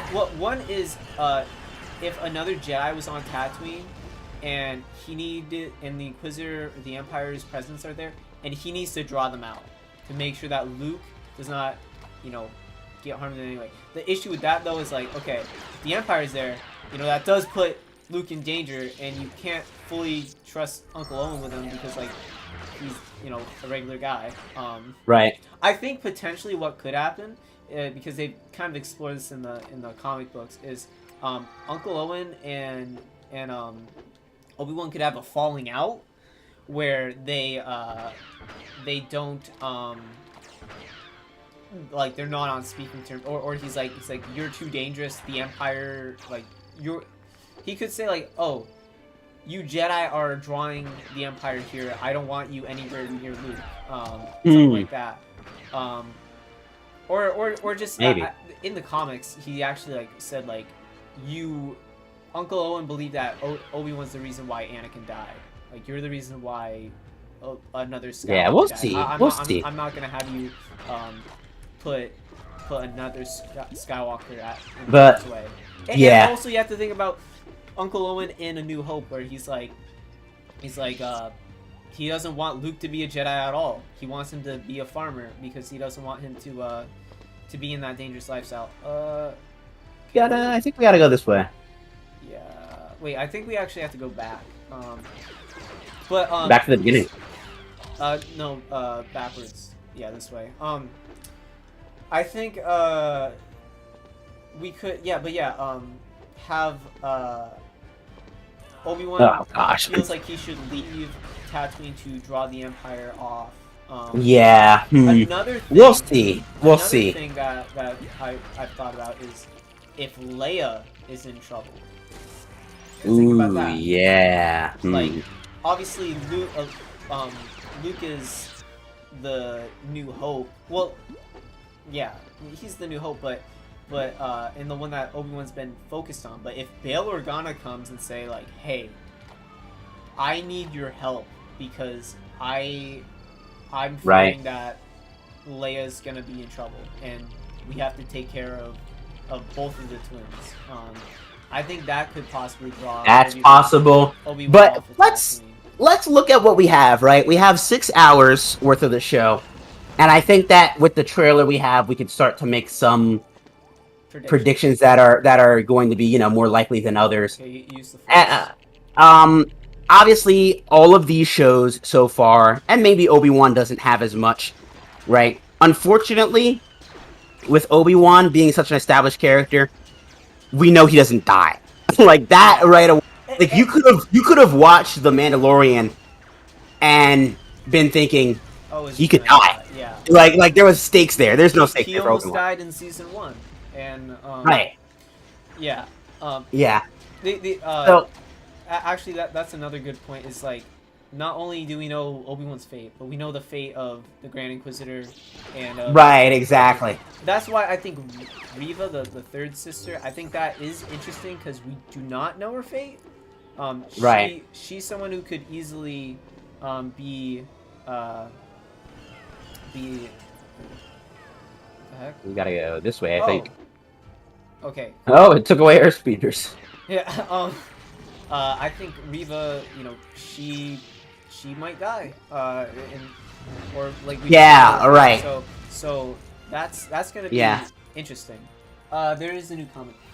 5th Brother Inquisitor live action by Korean actor. I'm Australian Korean, so it's interesting that this isn't the first time Lucasfilm have a Korean actor. There was a Canadian Korean actor in The Mandalorian. That's really cool. That's awesome that we have a Australian Korean. Welcome. That's awesome. I have a friend who's part Korean, but no, welcome to the stream. It's awesome to have you. So yeah, that is actually really cool. Having that actors from all over. Yeah, these Star Wars TV shows have definitely gotten a lot of different new actors into the Star Wars space, which is also good. Yeah, and there's always been this like argument of like representation in media like Star Wars, and personally, like I think representation is great, but my only qualm is you have to make that representation well written and good. One form of bad representation, I feel like, which can it's unintentional, but it seems almost intentional. But anyways, Rose. All right, we don't have that many Asian actors or female Asians in Star Wars, and they were obviously trying to promote that in The Last Jedi. And obviously I'm totally open for that. The issue is that she was not well received because of her writing. So I think it's in her character, and it's like the issue is that when you try to have diversity in the cast, but then don't write them well, it has the reverse effect of promoting diversity, and instead making people like hate those characters because of bad writing. But then people will use it as a way of saying like, oh, you're racist because they're like this or that. And I think, but there are definitely cases where people hate because of just how they look. John Boyega, I remember when The Force Awakens came out, everyone was like, why is there a black stormtrooper? And I feel so bad for that man because he got so much so much hate without them even seeing the movie. Like, that's ridiculous. And poor John Boyega, I'm not going to go too much into this, but he was a true Star Wars fan, and I feel they did not write his character well in the sequel trilogy. Yeah, his character kind of fell apart. And it's tough because it's like he's here obviously to represent like a black man in Star Wars and be someone to represent the black community. But with him not being written well, it's doing the reverse effect where it's like, oh, we want Finn to be like a cool character, but we don't have him being like he was pushed to the side. Originally, in The Force Awakens, we thought he was the Jedi, but then it ended up being Rey, which, I mean, like, no hate, but like there's a lot more. Oh dang! People have kind of said Disney has an obsession with white brunettes in female characters, because Rey, Jin, Kira, I think there's more, but they're all British brunette women, and it's like, okay, but yeah, but I was gonna say earlier about Star Wars kind of now existing mainly on Disney Plus and as shows rather than movies. I mean, I know we're getting a lot of movies soon, and of course COVID is a big... You have to shoot the towers. Oh, I put them together and I gotta shoot them? Yeah. But continue saying, or you were... I mean, and this is something we'll definitely have to talk about later, but does Star Wars belong out of the theaters and into Disney Plus? And also, I guess you could say, I mean, a lot of movies are going that way, right? Like, I think that there are now, I remember seeing, I forget which, I don't know what it is, but there are some movies that are now only releasing on these streaming services and not in theaters. Mm-hmm. So maybe every movie just belongs on Disney Plus, but in the immediate future, since these Star Wars shows have been so much better than the movies, do we just now have shows fill in the gaps in the timeline that we've wanted to learn about, like Boba Fett's fate and stuff like that? Yeah. Oh yes, I can. Hold on. Oh, now I have to fix the music real quick because I have to change it. But that's another topic too. Is does Star Wars belong does Star Wars belong on Disney Plus more than it does in the movies or in the theaters? Actually, that is a good question because they've been way more successful on Disney Plus than the movies as of recent. Yeah, right. You're gonna have to. Oh yes, we have to both pull these together. Okay, so let's get back to my prediction. I think, or when I saw the trailer, I had thought, and it had looked like they were going to build up the third sister as a second main character. So you'll have Obi-Wan, and then occasionally it'll flash over to the third sister, and back and forth, right? And I can't help but think, for some reason, Obi-Wan and the third sister are going to run into each other, they're going to fight, and Obi-Wan's not going to kill her or something, and she's going to be like, do it, kill me, I'm worthless or something, and he's going to be like, no, you were once a Jedi, and you can, now since the Jedi Order is done, we could, I don't know, if he'll say something like that, but... Almost redeem her? Yeah, he could maybe redeem her, turn her into a rebel, and then now it's both of them together, and then she dies or she goes off and does something else, or she becomes part of this new Star Wars Avengers-esque thing that people have been talking about, where you have, Ahsoka and Mando and Boba and Grogu, and now you have the third sister joining, from the Obi-Wan show. So maybe that's a possibility. Now, I don't know if I'd want to see that personally, and I also don't know if I'd want to see her become good. Because there's so many pieces of Star Wars media where, they're bad guys, but now they're good guys. Like, I just want to see the bad guys be bad, right? But it's almost as if that's what the trailer looked like to me personally, is that we're getting when you have those two characters and it's flashing between the two. Yeah, the different perspectives. Yeah. Okay, here's my thing with that. Number one, I do think we're gonna see. I think it is going to flash back and forth between the Empire's perspective and Obi-Wan's perspective. I think definitely they should focus more on Reva's character, since like we don't know her fate, and if they focused on like the Grand Inquisitor, like we already know his fate. So I mean, you can add to his story, of course, but it's not going to be as, I guess, interesting, because we already know like what's going on with him. If you do focus on Reva, you can flesh out that character and really, like just have more happening. I think though, because personally I want to see a lot of Vader. I don't think she should be like the second main character. I think if anything, that should be Vader. Maybe not all. Yeah, I don't think she should be the second main character either, but it looks like that's what they're doing to me anyway. Maybe in the beginning to like really establish her as a villain. And like I said, I'm totally open for more female villains. I think it'd be cool, and especially that actually stay villains and don't become good. yeah. That's the other thing, is I hope that she stays a villain. I don't think she would become good, simply because I feel like that reflects too much like Trilla, where Trilla, right.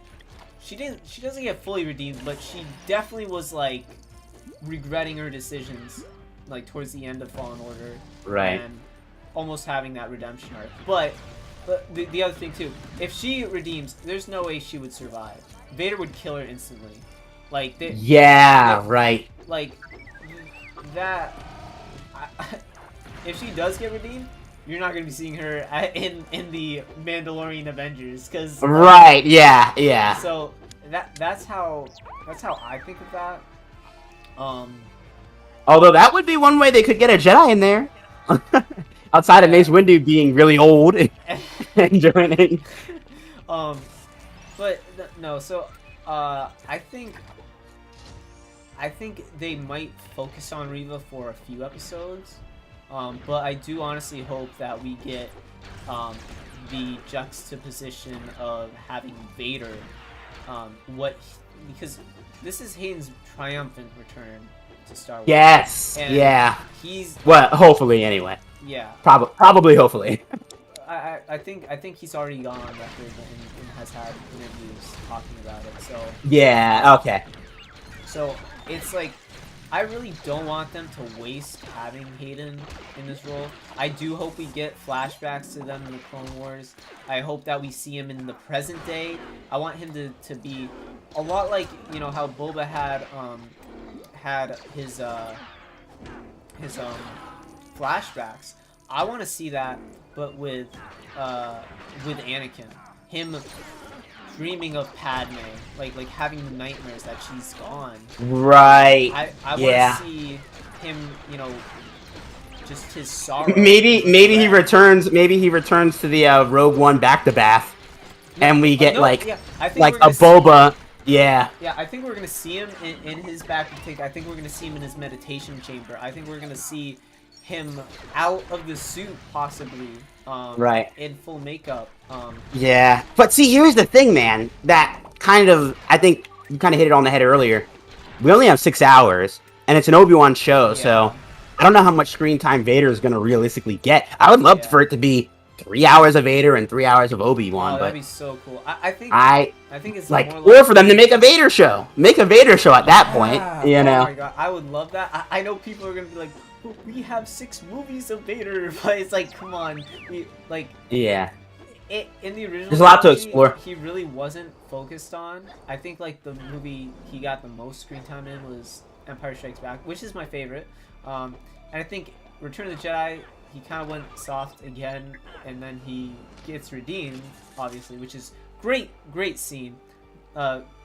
So good, but then he dies, and it's like, we didn't get much of him. So yeah. We need to also Disney maybe should do a Star Wars What If.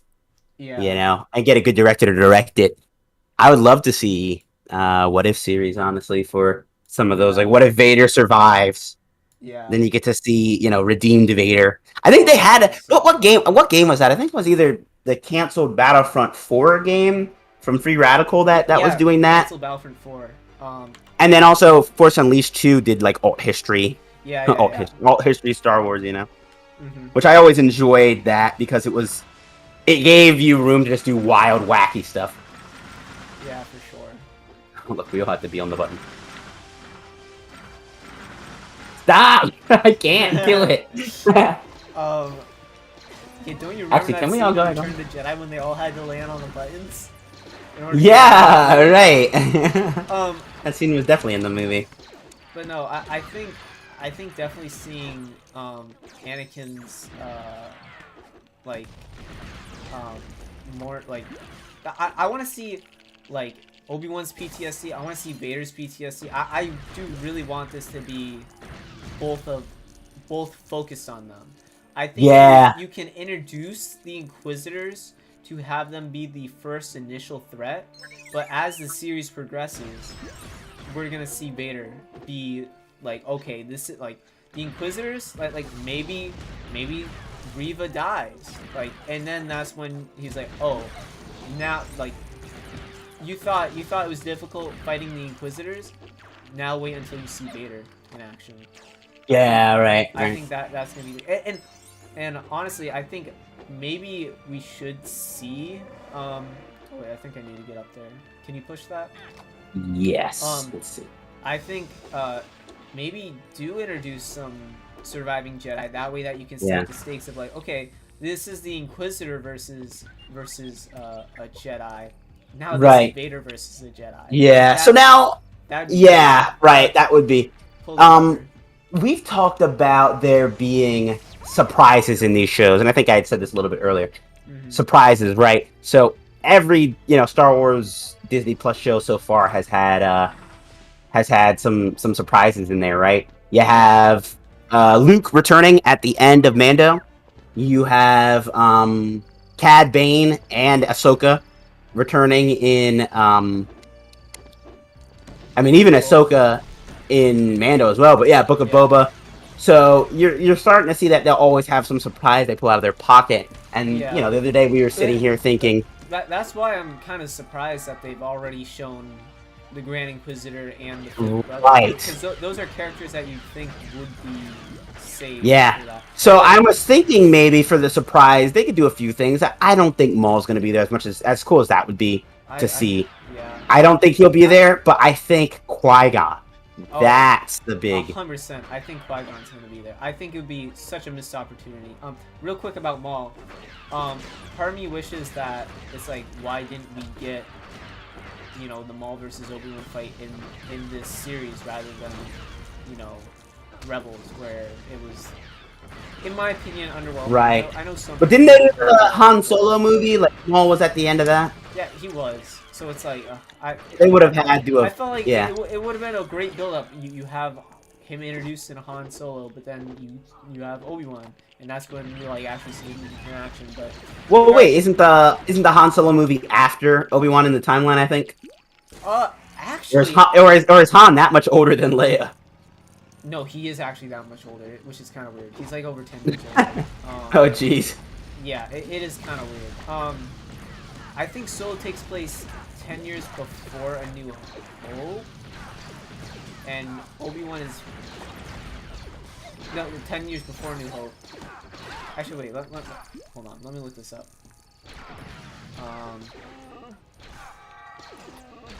When does Solo: A Star Wars Story take place?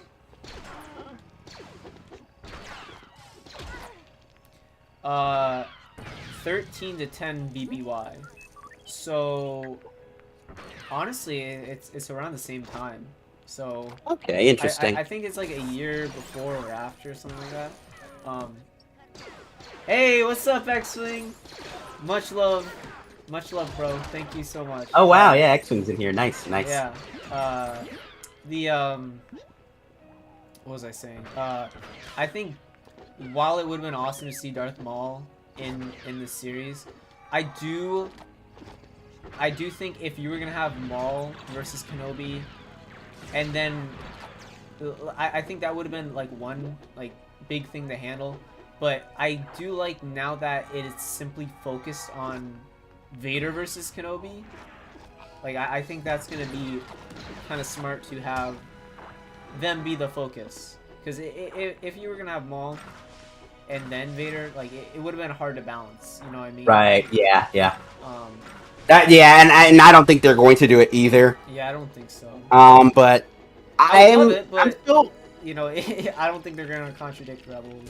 Right. I'm still over here thinking about what that big surprise, that big shock is going to be, and I want to say Qui-Gon. Is that it? Is that it? I think definitely Revenge of the Sith. You have Obi-Wan. I mean, you have Yoda telling Obi-Wan, like, I'm gonna teach you how to communicate with your master. And I think one thing that would be awesome is showing, you know, Obi-Wan's trials to become a Force ghost. I think that'd be really awesome to see. The question is, though, is that like, how do you balance that on top of like the Inquisitors and Vader and everything else? Right. Yeah. It is gonna be a lot, but that is definitely one aspect. A lot to do in 6 hours. Is him to learn how to communicate with Qui-Gon, potentially go through some trials to become the Force ghost. I think. Because I've always wanted them to explore more of the Force Ghosts, because we don't know much about them at all, and like we've and that was one of my favorite aspects of the Clone Wars when we watched it in chronological order. Was what was that like the father and the father, the daughter, and then later in season 6 with Obi-Wan with Yoda going through his trials where he had to fight Darkseid Yoda, had to face Cad Bane. Literally had he had the vision of like Dooku as a good guy, and he like literally there was peace, but he's like, this is wrong. Like you're like Qui-Gon, you're supposed to be dead. Dooku, you've betrayed me. Like this is not right. And then like he literally fights Darth Sidious, and like, dude, the Clone Wars is so good. See. Like, imagine that, where Obi-Wan has to, you know, maybe what if that's the case? He has to travel off of Tatooine to go through his trials to become a Force ghost. Like, yeah. That would be sick. That'd be interesting. But yeah, there's a lot of ways they could take it. There's a lot of things, but it's also like, yeah, there's only 6 hours. Like, right, yeah. I don't know if we're going to get all that. The Inquisitors, Obi-Wan, Qui-Gon, Vader, it's a lot. Yeah, it is a lot. And so that's why, personally, I'm very open to, seeing the Inquisitors and them expanding them. But I also hope it's not too focused on them. I think it would be kind of like, this is the Obi-Wan show, let's focus on them. Imagine the Obi-Wan show, but it's actually just an Inquisitor show, and he gets the Book of Boba Fett treatment where he's not around in certain episodes. Like that would be rough. I don't think they're gonna do that. I hope they don't either. And this is a limited series where I think they've said like they have a beginning, middle, and end. It's not gonna be like Mando where okay, we're gonna leave you off on a cliffhanger with the dark saber. But You know, I'm gonna say I do think there will be flashbacks because if Hayden's gonna show up, 100%. you want to see Hayden as a Jedi. As cool Yeah. as it would be to see Hayden Vader, you want to see him as a Jedi. So I don't think. But even think about it. If he has to go through trials, like imagine if he has to like face him again. But it's like that. Imagine basically Anakin versus Obi-Wan, like, and it's gonna be Hayden playing him, but it's a vision, and he has to overcome his trials in order to become a Force Ghost. That'd be sick. There's so much that they could play around with. There's. I really hope we at least hear the voice of Qui-Gon, but I would personally love to see Liam Neeson in the role again. I don't know if we're gonna get that. Yeah, maybe. Because technically, in like he never manifested as a Force Ghost, but I think they did have some stuff like in like the novels where he eventually learned how to do it. But I don't know. It's again like how much of the novels do they actually pay attention to? Yeah.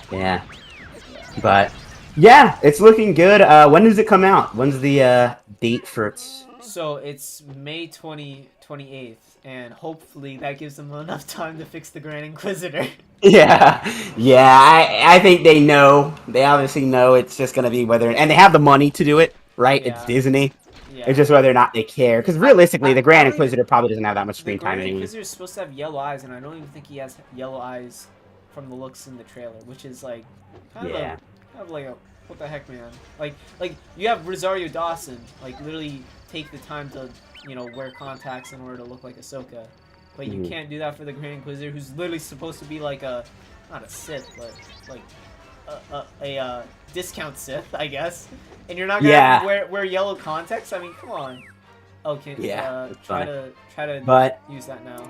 Yeah, as we're finishing up, what is it? I was about to say Fallen Jedi. Return of the Jedi. Wait, hop in the ATST. You gotta move it out of the way here. Yeah. No, we're standing right under it. After we finish up, let's go ahead and talk about the new Lego Star Wars. So that's the third big thing. Yeah. That's the third big thing that kind of came out. Regardless, really hyped for. Kenobi show. There's so much potential. I think it's just a blessing that we're getting Ewan McGregor, Hayden Christensen back, and possibly Liam Neeson. Possibly, dude.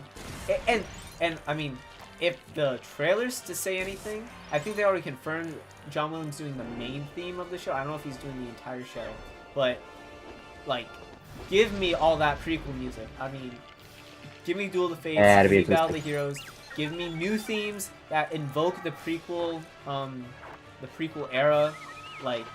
Yeah, it'll be interesting since this is kind of a one-off show. It'll be interesting if they flash ahead. I don't think they will, but if they flash ahead to an older Obi-Wan, possibly, like maybe they're gonna conclude it with that. Like, and they conclude it with him meeting Luke or something. I don't know. Maybe. I think a good way to end it would be him being old and watching like Luke and realizing like, okay, even though I made the right decisions. Even though this is like we're still going through so much, the Jedi are gone, but he realizes like, okay, I've overcome my trauma, and I know that Luke is going to be the one to help me, bring this conflict to an end. Yeah. Giving like, I think the show's going to be overall dark, but like, I think it can end in a new, like, with hope, Yeah, right. Yeah, I see that. Are they gonna shoot at me? Guys, I'm a fellow stormtrooper. How dare you? Yeah, I know, right? Anyways. Yeah, man. Yeah. So, yeah. To recap, for those who have been just joining the stream, we talked about Book of Boba. Overall, we enjoyed the show. We have some issues, but overall we're still pretty happy. And some things we want to see in season 2 as well. We really hope we get to see season 2 to just kind of fulfill some other expectations we want. And with Kenobi, really looking forward to it. A lot of potential with the show. Hopefully, a lot of possibilities. Hopefully, they're going to be able to balance everything with it only 6 episodes. But yeah. Now, let's talk about the new Lego Star Wars: The Skywalker Saga, which is only less than a month away. How crazy! Barring any other delays, of course, yes. Yeah. We've literally been waiting since I think it was 2019 when it got announced, and we're finally, coming to the end where we will have this game in our hands, in the palm of our hands. Yes. So lots to discuss now since more of the marketing material is going on, and they're kind of not only discussing more but also showing off more of the game and stuff like that. Very big game. Very big game. Probably, I think, the most Lego characters in any Lego game ever. I grew up playing... Actually, my first exposure to Star Wars was Lego Star Wars on the original Xbox. Original Xbox. Christmas Day, playing it with my brothers. Oh my gosh. It was funny. I got Lego Star Wars 2 before Lego Star Wars 1, which is ironic because it's the original trilogy before the prequels, but that's not how the games work, so that was pretty funny. But yeah, but anyway, so yeah, I mean, I've been a long time fan of Lego Star Wars, and also the Lego games in general. I haven't played them all, but I've played a lot of them, and I've seen the Lego games grow and evolve. Yeah, when you got Lego Star Wars 3. The first time that the split screen thing happened, right? We had that really cool battle mode. Oh my gosh, I remember just going over to my friend's house and playing that mode for hours. Yeah, no, that was awesome. Hours, where you would like build up your barracks and send people across and stuff. That was fun. And of course you had the new split screen tech. Then you had Lego Marvel with the open world Manhattan. Oh, they don't. I was about to say they don't see us. Just walked right in. Open world Manhattan, and just seeing the games grow and evolve. So it'll be interesting to see this next step. And man, let me just say, not only is the game really ambitious from, a character and content point of view, but also a platform point of view. I pointed this out the other day. You have the Nintendo Switch.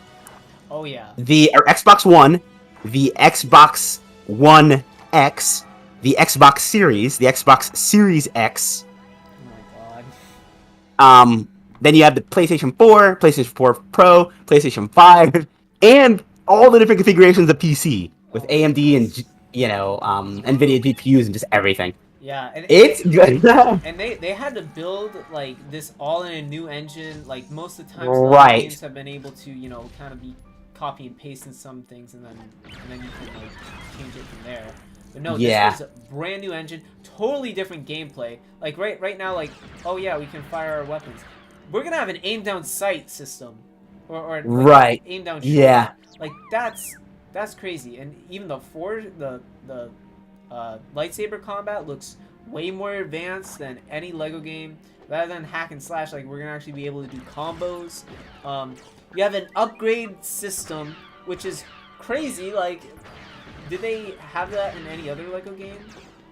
Oh, I'm not too sure right now. I mean, I haven't played some of the newer Lego games. Like, what did they have? The Lego DC Super Villains 3 or whatever. That newest one I have not played yet. I have it. I just haven't gotten around to playing it. But let's get to go in here. What about Wicket? Can we get in here? There is a small hatch door, so I feel somehow. Where is it?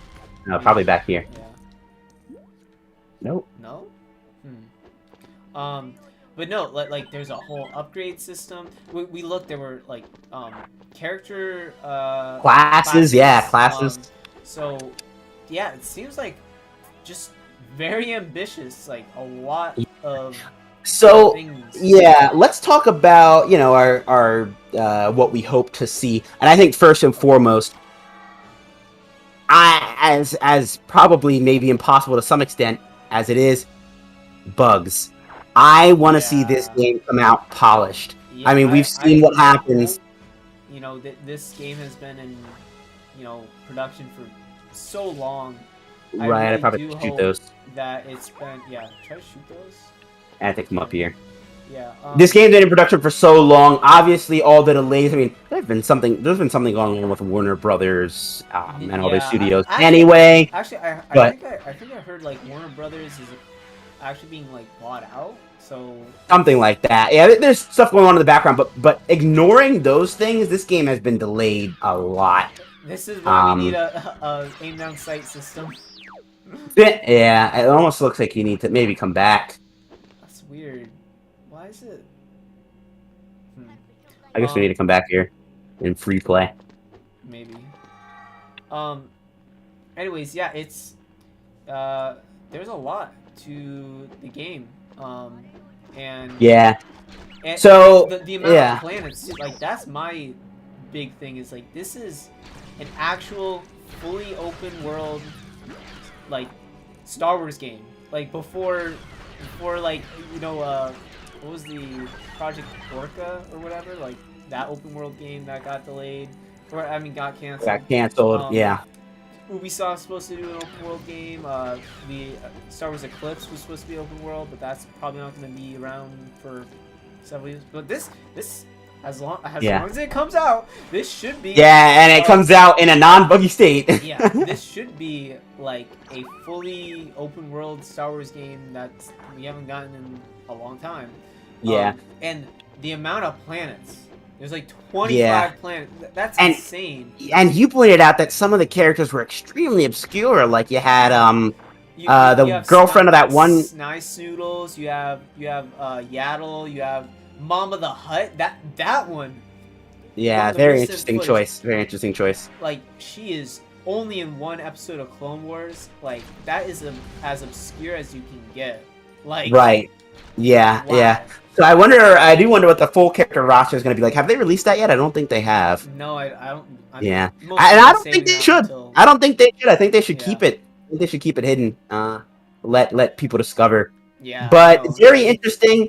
Now let's kind of talk about what I hope to see, and I might repeat this later, but some of the fondest memories I have of the Lego games is not, conveniently and funny enough, is not what we're doing right here, right now, playing through the levels. I mean, maybe early on, like in the Lego games, it was like that. But for me personally, especially after Lego Marvel, it's kind of been about creating your own. I have no idea what we're supposed to do. Yeah, what are we supposed to do? Are we supposed to break these guys up here? Look at this. You see this yellow? Yeah. What the heck, man? No, anyone in chat, we need help. we're stuck. Not explained very well. I'm just following you right now. We don't have. We gotta go down here. I thought we already went down here. Or wait, R2 could fly over. I see a place where R2 could fly. Look, guys, see we played this game. We played this game as kids, and we're still getting stuck. Yeah, we're still. To this day.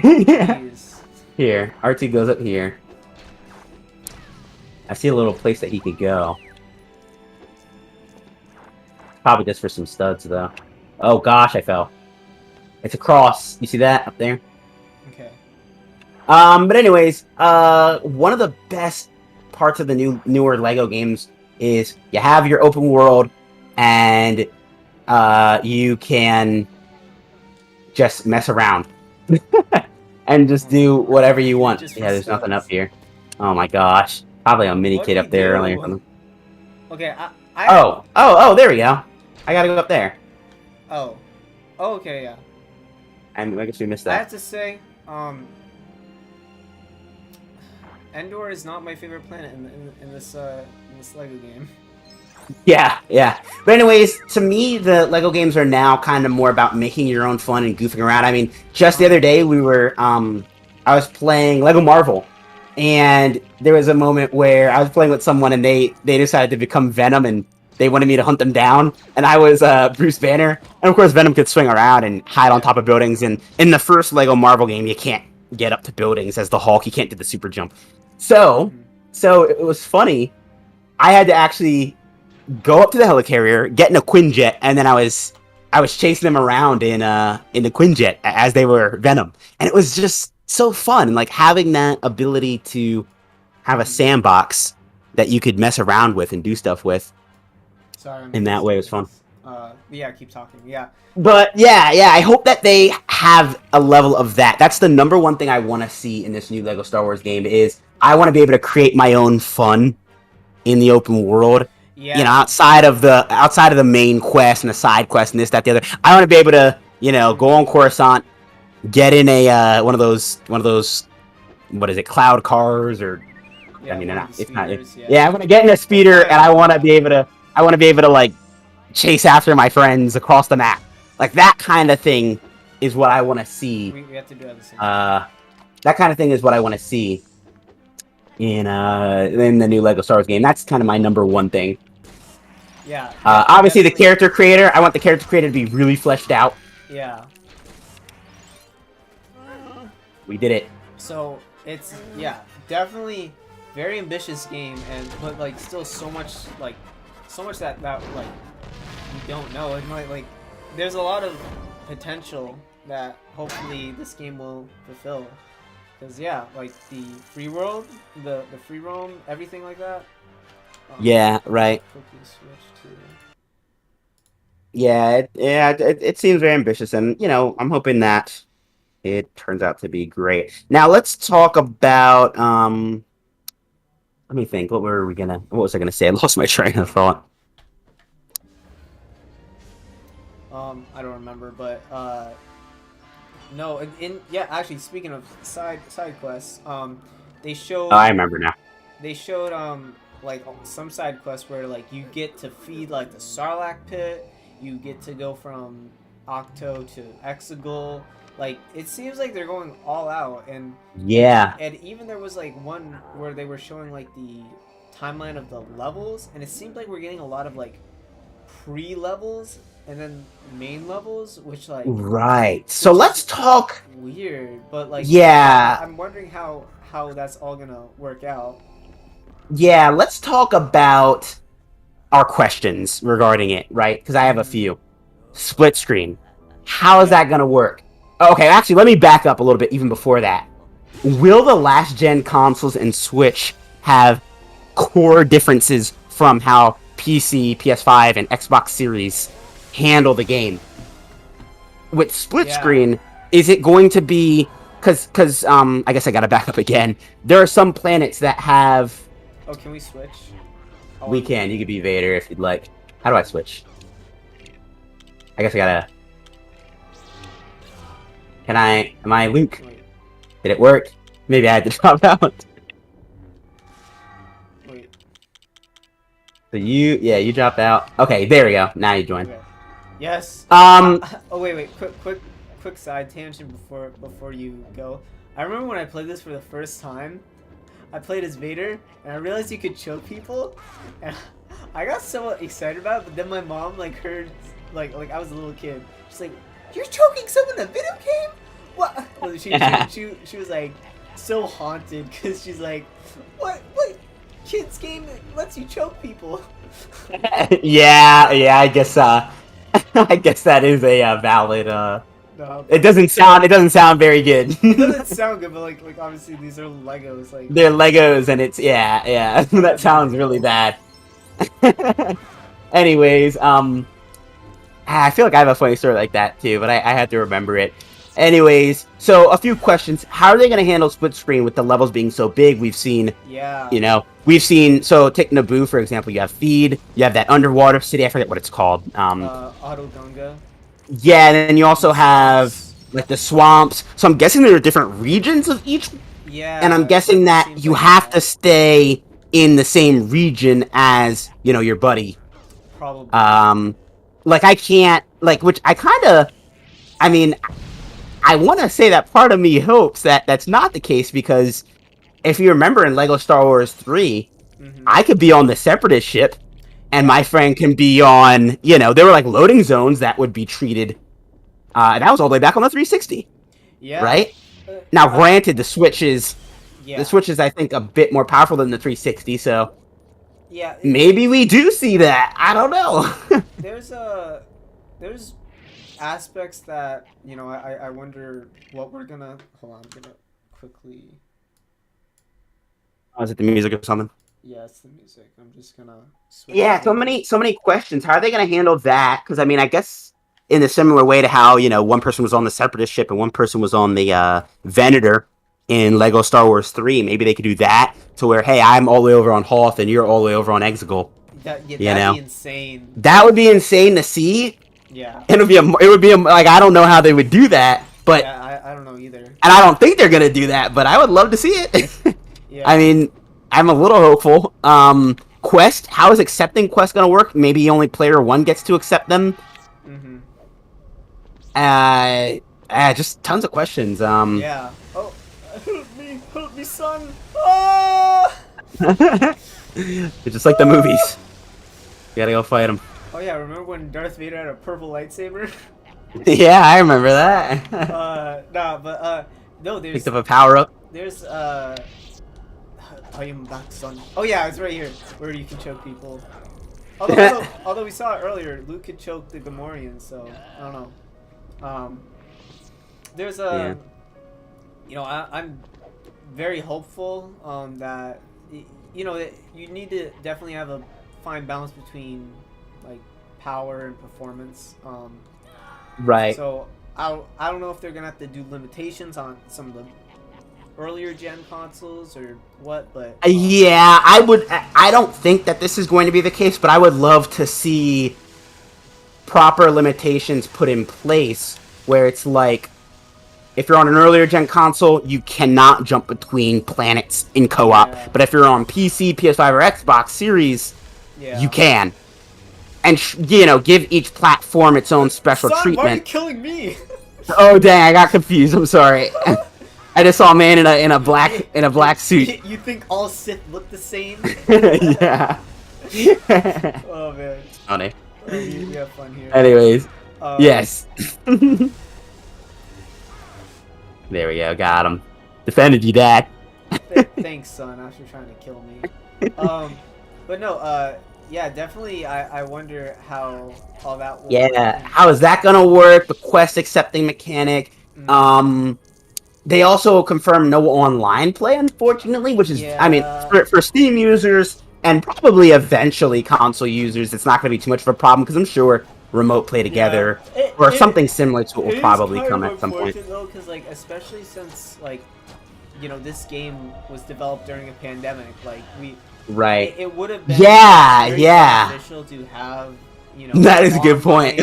Online co-op for a Lego game during these times.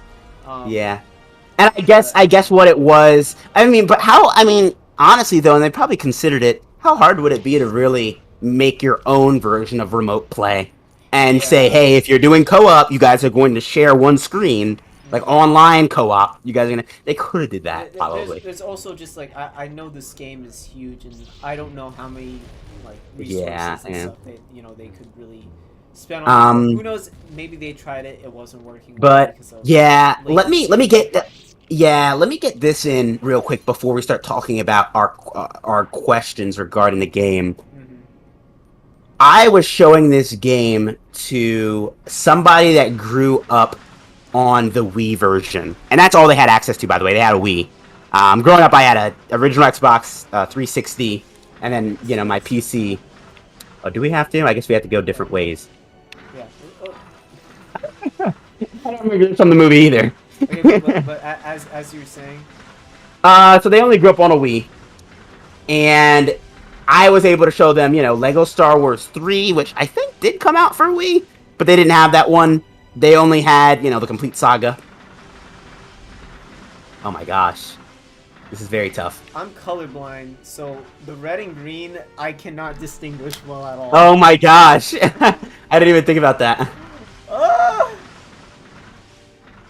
Oh, we almost need... Oh, I don't even know how to... The ones on the corners keep going away faster. Okay. So, okay, yeah. On the other side. Alright. Ready? Yeah. Wait. What? Why is those other ones not switching? Oh. Okay, wait. Interesting. Let's go now. You Here, wait. No, I wanted to test... Oh. it's like a puzzle. Wait, maybe it is. Wait. Yeah, maybe it's more of a puzzle than it is brute force.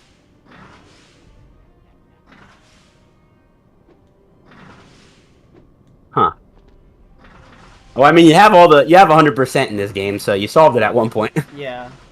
It's been a long time. Okay, you know what? Let's just fight the Emperor. Yeah, the Emperor's over there like, what is going on? What are you doing, Vader? What are you doing, Luke?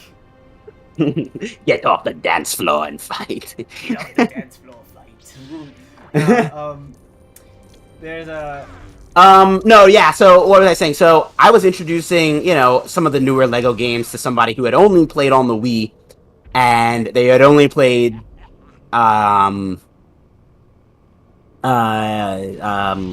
Complete Saga, the game we're playing now. Okay, hold on, I'm gonna just restart the music.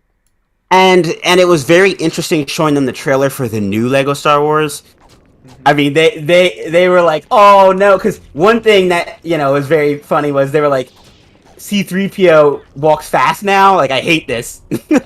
Yeah, well, and it still looked like he was walking slow in some parts, but sometimes... Yeah, maybe there's like a run, maybe if you hold the button you could run now or something. Yeah. Like if you hold forward long enough, you start dashing.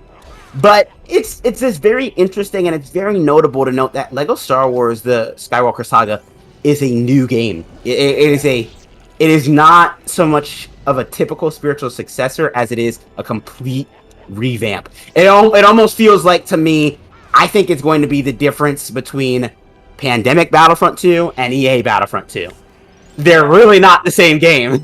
That's true. Only in name and in certain little aspects. But you also have to think this is still TT Games. It's not like... Yes, like, yeah, now that, yeah. So maybe it's not as big of a jump like that, but it's probably much more comparable to that than LEGO Star Wars Complete Saga to LEGO Star Wars 3. Yeah. Like, they're both very similar with additions on top.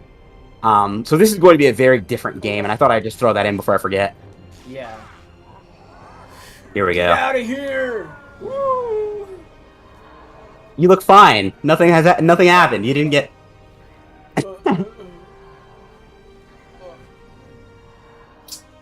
You're just tired. You'll I've lost get a little rest. Can you give me an extra heart? Yeah. Funny. It's funny. This one has eyebrows. Yeah. Interesting. Depending on the version of which version of Return of the Jedi he has eyebrows or no eyebrows. Aw. But then what's up with this? Bruh, doesn't even move his body. But you'll be alright. Yep. That's it. I think we did it. I No, think there's that's the end. one more level. Oh yeah, we gotta blow up the second Death Star. It's time to I guess, blow up the yeah. Death Star. That would not have made sense if they would have placed it before this level. Yeah. Anyways, so let's talk about... Yeah, no, definitely, like I was saying, completely new game. Oh yeah, Let's space battles. I can't wait for that. Like Space battles? Yeah, that'd be cool. The space combat looks a lot better than this game, in my opinion. Yeah. Like these are iconic levels, but I definitely am looking forward to actually controlling the ship. Yeah, that'd be neat. And they even were talking about like having like random encounters when you're flying, and it you can board like the ships, which like very much reminds me of like Battlefront 3's concept of like boarding the ship and taking control. So are there any other questions that you have about it? Kind of like how I was going over earlier. Yeah. You know, I'm very curious, like, kind of, what, like, are certain levels going to be... Oh, I'm going to just switch to the chat, see if anyone's watching. Nope. Still last question was from Hangar Bay. Anyone who is watching and not commenting, thank you for watching. It's great to have you all. Yeah, future viewers. Yeah, but, yeah, and people who are watching the replay, thank you for watching this. This has been a long time coming, to say the least. But yeah, the next stream we'll either be the beta build, which will be interesting just to see if we can make some discoveries or the next Lego game, the next Lego Star Wars. Because it's coming up soon. But, yeah, and actually, one thing I might as well throw in too, since it's coming up so soon, is a lot of these questions will probably be answered sooner rather than later. Soon, yeah.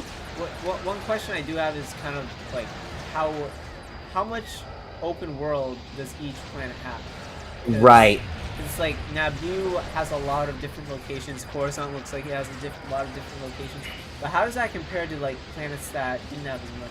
Yeah, and that's such as you know Utapau or Dagobah or right. I don't know, kind of think of yeah, and honestly, these planets, these planets are one of my concerns. Yeah, Hoth versus Coruscant. There's obviously going to be favorite planets, right? Yeah. Like, there's no way that every planet is going to be even in terms of fun factor you can have, just goofing around, doing stuff, right? I forget which. I think it was Lego Batman 3. That game was. If it's the one I'm thinking of, and I think it is, that game was not good at all for many reasons. But one issue was the density of its different open planets it had, because that had an open planet system, and did not have very much to do. Obviously, I think that game was rushed and other things, and this game's obviously going to be a lot more ambitious and a lot more full. Yeah. But I guess one of my concerns is, and I guess this is a question everyone has to answer individually, would you rather have just one massive open world, let's say Coruscant, for example, one massive open world Coruscant that's really fun and just has tons of stuff, or multiple planets? So where it's an idea of quality over quantity. Right, yeah, quality versus quantity type of thing, exactly. Yeah, I'm hoping that they strike a good balance between both, and I think they will, based on what I'm seeing. Think they're gonna do both. I think the thing is that Star Wars, compared to like, you know, it's always been like every planet is like supposed to be very unique, but it's like, I don't know. I think in terms of Star Wars, the fact that this is like, you know, crossing 9 movies, like you do kind of need that quantity aspect to cover every era, hopefully evenly, or at least, I mean, I wouldn't mind if they have, you know, prequel focus, but like obviously everyone is a fan of like different aspects of Star Wars, and even like we love certain movies more than others, but I do honestly hope that this can be, you know, Lego games, like we're adults and we love them, but you know, this is also for kids, and I do hope that, you know, a kid can play and enjoy any aspect from whatever movie they enjoy. Yeah, and hopefully, and so, what would really be cool to see as well, and I mean, I had said it earlier, this game, well, not this game specifically, actually I think it was the first Lego Star Wars, was my introduction. I would love to see this be an introduction. An introduction to a whole new generation. You know, because obviously nowadays, like, kids are into Fortnite or, you know, other. Yeah, that's the other big thing too. Has definitely evolved since we were kids. Right, and it's kind of moved away from couch co-op even. Right. Yeah. But I hope this will be a great thing for both, you know, old fans and new fans. Like, you know, obviously they are, you know, thinking of old fans in terms of like, yes, we have Mumble Mode, yes, we have like all these obscure characters, but you know, I hope that, you know, my little cousin who's like 10 years old, that she can, you know, I don't know if she's ever gonna play it, but like if I was going to introduce it to her, that, you know, she would be able to have fun and recognize characters from the movies and all this other stuff. So it's oh, what the heck? Did you get stuck? Yeah. Oh my gosh. Oh, what are you doing? I'm going back. I want to see what's back there too. Okay. Oh, probably just nothing. Unless you want to go. Yeah, let's go. Secret hallway. Oh. Absolutely nothing. Absolutely nothing. But no, I think it'd be awesome to Yeah, that'd be neat. just. Yeah. I am curious of the sales if like this will reach, you know. Yeah, if it'll hit expectations or not, especially without that offline mode. Because, like you said, so much of gaming now is online. Yeah. It makes you wonder if people are going to be like, well, I can't play with my friend online from another country without remote play. So I'm just not going to play at all. Because you also have to remember, with Steam Remote Play, it does require some level of good internet to be able to stream, you know, the image and then also your controls versus just packets of the game. Like, both of you have the game installed. You know, I've been playing, like, I've been playing Stardew Valley with a friend that has 5 megabyte internet. You know, you can't do that with remote play. Well, kind of, but not well. Yeah, you would be lagging. But all the time. maybe they add it later, right? Maybe they add online capabilities later. I'm sure that at some point in development they had online, and then obviously DLC. So I think they've already confirmed. Actually, yeah, run down the list of what they have character packs, which is cool. Like, we're gonna get some Rogue One characters, Mando characters, Solo characters, Bad Batch characters. It doesn't look like extra levels, which, I mean, honestly, we don't even know how the level system's gonna work. Yeah. I don't know if they're, because, I mean, there's so much that we could ask for, but this is a game, and like, we can't, you know, ask for too much. I feel like we're already getting 9 movies. Like, that's more than any. Like, it's gonna be such a huge game, so we can't expect them to cover absolutely everything. But in terms of characters, I do hope we get to see like characters like, if we're having Mama the Hutt, I really want to see characters like Captain Rex, Ahsoka. I'm trying to think of like other characters, but like characters from outside of the movies that are still beloved in the series. I know we're having like Mando and Grogu, but in the DLC pack. But and I'm I do hope we get to see them.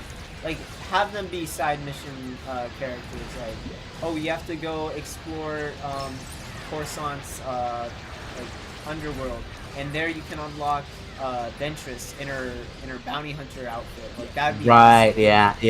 Yeah, definitely. And like I said, my big hopes. Oh yeah, also character creator. I want the character creator to be really fleshed out. If we have like, I thought Lego Marvel had the best. If we have as many characters as we're expecting, like, character creator would be insane. Yeah, I'm hoping that's nice. Also, hopefully they don't cut it. Max Rebo's confirmed, and I totally forgot to mention it. Max Rebo and Book of Boba, like, top tier, alright? Like, so good to see him back. Hopefully he survived. He wasn't in the shop when it exploded, so yeah, I think he's alive. He will live to see another gig. Right. Hopefully. But yeah. I just, what's really gonna make this game for me is the. Whoa. I don't know how to post it. The post-game content. Yeah. Like, after I beat the game, can I do like the battle mode from Lego Star Wars 3 where we set up barracks and fight? Can I hunt down my friends in starships and shoot at them? Is there gonna be the bounty hunter missions like in this game? Like, right, yeah. Like that kind of post-game goofery that you do. It almost kind of feels like GTA in a way. Like, you know how we used to play GTA and get inside like jets and shoot at each other, like stuff like that. I want to see that in the game for sure. I hope we see you in Ahsoka. Yeah. Yeah, he probably will be there. He probably will be. Yeah. Actually, if they're smart, what they'll do is they'll record his lines now while he's doing the Obi-Wan show, and they have him. Or just bring him back. Bring back Hayden Christensen. Like. Yeah, bring him back again. Yeah. But. This is funny. This plays Yub Nub instead of the victory celebration. Yeah, they should have made that a red brick. Yeah. Or something. Original music. Yeah. That's well. Look at the Force Ghosts. Nice. Yeah. So yeah, anything? I mean, since we're wrapping up now, we finally did it. We beat episode 6. This is crazy. I did Phantom Menace like so many years ago. I think it was like 2017, and here it is 5 years later. We Yeah. actually finally finished the game. Obviously, I took a lot of breaks in between, and definitely college has been my main focus overall. Right now, I'm in an internship, and obviously, Laurel, you've had a lot happen in your life, but Yeah. I'm happy we were able to complete this before the Lego Star Wars complete Skywalker Saga comes out. Or as you wish to call it, the complete saga. Yes. Oh my gosh, what a wasted opportunity. I remember that idea. They should have named it the Complete Saga and just Yeah, crossed out the other complete. yeah, that would have been funny. That But would have been great. it leaves it for realms for if we do get potentially Yeah. Clone Wars or Mandalorian or other series. Yeah, I wonder if they're going to do, because see, here's the other thing that you have to consider that not a lot of people think about. When you build a new engine from scratch, well, you should get your how do I say it? Like get your 2-for-1 deal, right? Yeah.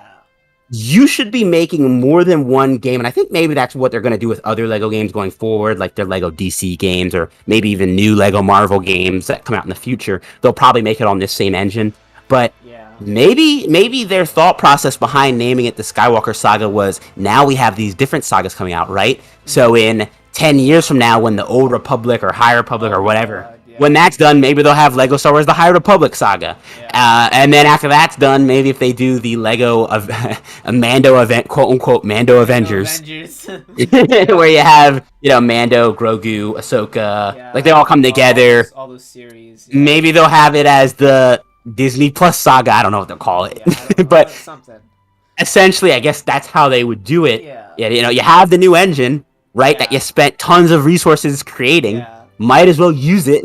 Granted, I feel like this is gonna be the definitive Lego Star Wars game for a while. Oh especially yeah, since yeah. It seems like they've had so many issues with development. Probably till the end of the generation, the console generation. So Yeah. it's we do have to commend them for putting in so much work over the years to make this quality. And Yeah, I'm excited to see it.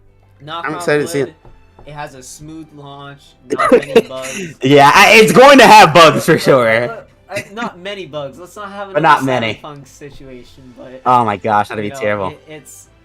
I'm very optimistic. This is my most anticipated game next to Hogwarts Legacy, and I just can't wait to see the final product. And Yeah, no more delays. Hopefully, currently, they don't need it. obviously, in terms of future streams, I am working my internship, so that's obviously priority right now. I have a lot of other things that I'm that is also going on in my life that does take precedence and focus.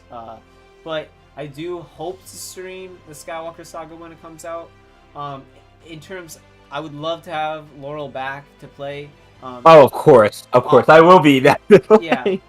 I don't know if we can do the entire game together because, Laurel's busy a lot as well, and we'd have to coordinate things according to our schedules. But we might have Darren back. I know he was here for 2 episodes. We might have some of my other friends back. But yeah, we should. Maybe we should do something for launch day where we all just get on and that'd be awesome. like we all discover it together. Maybe like we all start the game all at the same time or something, and then we're all playing through it. Like maybe not co-op for the first playthrough. Yeah. But that'd be like, oh, I went over here, I did this. That'd be fun. Yeah, we'll see how things go. But yeah, I just want to say thank you, Laurel, for joining me. Episode 2, episode 3, and episode 6. Of course, it was fun. It was really good. Fun to Laurel. He's just such a great friend that we can just talk about Star Wars for hours, and it's just so much fun. Yeah, of course, and you too, man. You too. Yeah, so very, very much thank you for being a part of this stream, and also shout out to Darren. I don't think he's watching right now, but he was able to join me for episodes 4 and 5, and thank you to everyone who's participated in the streams. Previous streams we've had Django Fett watch, which was awesome. We have X-Wing who just commented. I know Average, Charlie, many other people who've stopped by, and even new people who joined today.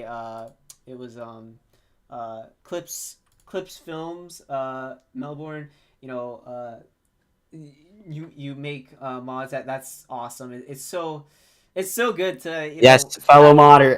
to have a interaction. And honestly, I wish I'd stream more over the years, because I've had my YouTube channel for a while. But Yeah, man, and the mod. We haven't even started talking about the mods yet yeah, for Skywalker Saga. Those oh would be my pretty sick goodness, dude, once they come out. literally like. Even if there are things missing in Skywalker Saga, you already know people are gonna mod it. Like, Yeah, right. yeah, They'll just mod it in. yeah. Holy cow, we've been streaming for about 2.5 hours. Return of the Jedi, definitely much more difficult levels than the other games. Yeah, the levels were a lot less straightforward. They probably were rushing through them. Yeah. If I had to take a guess to get the game out. Yeah, but no, it's been awesome to have you here. We might have a separate stream to do the beta, but if not, we can oh, these are our custom characters. Yes. But yeah, the fact is yeah, we'll either do that extra stream, or we're gonna see you on. I don't know if I'm gonna be able to do it on Tuesday. I think March 5th is a Tuesday. But regardless, we are definitely planning on streaming Lego Skywalker Saga, as long as it, functions and does well. Yeah. Oh yeah. I think Here we Lorul's go, making Cad Bane. Cad Bane. You have to give him the cowboy hat. I do. Can we do that? I think Indiana Jones hat is an option. Will it fit on my very large head? It'll probably float. Keep going. So, oh, there it You is. just passed it. Ah, there we go. Nice. Let's see here. Actually, let me go ahead and bring up a picture. This is funny. He has a brown outfit, I'm pretty sure. Yeah, I've seen it. Okay, I'm gonna quickly check my messages because I got calls. Oh, Yeah. one of my friends went to the Batman. That's cool. Oh my god. Yeah, man, can't wait. Try to think of anything else that we missed. Little things to talk about. I think we hit everything. Let me think. I mean, we talked about Boba Fett. We talked about Kenobi. I mean, there's more shows. Bad Batch season 2. Very much looking forward to that. I think there's Mando season 3 is next on the horizon in terms of that part of the timeline. Yeah. We're gonna get How Ahsoka in the future. How about shows after Obi-Wan and after Ahsoka? What other Disney Plus shows? So this year we're having Obi-Wan, then Bad Batch season 2, then Andor, and then I think it's Mando season. Then I think it's Mando season 3.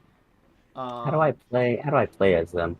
Oh, I think we have to go into a level. Wait, Oh, hold on.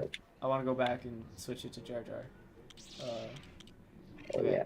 I'm Cad Bane. Let's go into a bonus level real quick. Oh yes, the Senate. Okay, let's go. Oh, this is not even good. Jar Jar versus it's Cad Bane, not Nine Dub, but versus Cad Bane. Yeah. Okay. After Mando season 3, I think they've confirmed having. Oh, where's your hat? Oh, it's gone. I guess it doesn't fit. Oh well. Hello there, Yorgi Shmorgi. I like that name. Misa, I'm gonna kill you. I think afterwards. I have a gun. Afterwards, we're gonna get let me think. The Ahsoka series. I think Rangers of the New Republic got canceled. I'm not sure if that's still going on. Honestly, I wasn't that excited for the show. We're supposed to get a droid story. I think that was another. Oh boy. another thing I'm not very much looking forward to.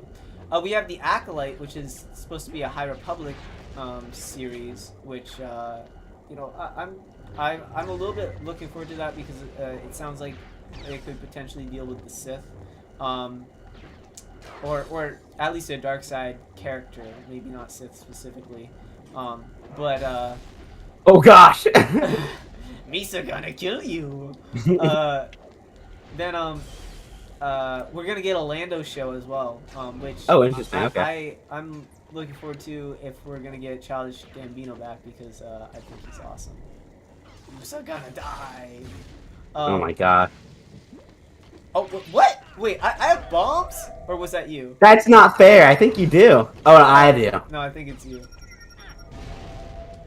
No! Wait, what? Wait, I do have bombs! What? Holy crap, Darth Jar Jar OP! He is. How dare he? No! You're literally a Jedi with bombs. I can't do anything against that. Oh, there we go. Wow. I got a kill. You killed Cobb Vanth! I'm kidding, he survived. Actually, I remember the end credits scene for Book of Boba was a little bit underwhelming in terms of like projecting the story, but at least it showed that Cobb Vanth survived. But I made the joke saying, "Wait, does this mean we're gonna get a whole series on Cobb Vanth?" It'd be interesting. The Book of Cobb Vanth, I kind of doubt it. I feel like it's more like he's gonna appear in either Mando season 2 or the next episode of Book of Boba. I mean, next season of Book of Boba, but we'll see. How did that not hurt me at all? Oh, come on, man. Peter, using the Force. Yusa gonna... What? Oh! Die! No! That's so cheap! I can't do anything! Ooh, we so won! How Cad Bane really died. Oh, the poll is... Oh, it's 58% Hut Slayer Leia. So Oh, come on, guys. Boy, y'all disrespecting Dex, all right? Exactly. Dex does not like your attitude. Actually, I think they confirmed Dex is gonna be in the his diner's gonna be in the new game, which I literally cannot wait to be. Yeah, that'd be neat. See. Well, anyways, guys, yeah. Thank you all so much for watching. Thank you to those who are watching the replay, even though it's 2.5 hours. Like, that's if you made it this far. Movies, but no, it's been a great conversation. Thank you again, Lorul. I can't wait for the. Oh, wait, you have to play Gonk Droid. Oh. Droid.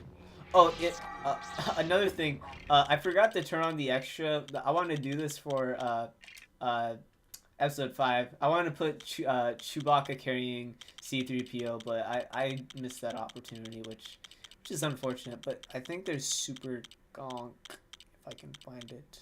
Super Gonk. Yeah, I was looking through some of the extras for the next game, and they had like some funny like extras. It looked like, oh yeah, look, I can walk fast now. Woo! Funny.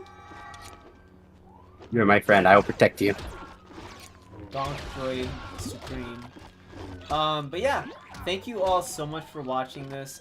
Sorry for the fire truck in the background. I live right across from it. But yeah, in general, I got a lot of plans for this channel. Hopefully that I can make happen. Because we got Lego incoming. I have a planned video that will hopefully come out before the Obi-Wan series comes out with my friend DJ. And I got some other things to work at today. Today I just uploaded a little verse that I did with like one of Logic's TikToks, which I'm not a big TikTok fan, but I thought, hey, let me try this out. So just stay tuned for more things in the future. That's all I'll say. But yeah, thank you all so much for watching. We're gonna end it here, but any closing words, Lorul, before? No, just you know, everyone stay safe. Yeah, yep. If you live in an area like we do and it's winter, stay warm. You know. Mm-hmm. And yeah, I'll catch you guys around on the next one. Yes, sir. Well, hope you all have a great and wonderful night. May the force be with you, and we will see you later. Bye, guys. Sick.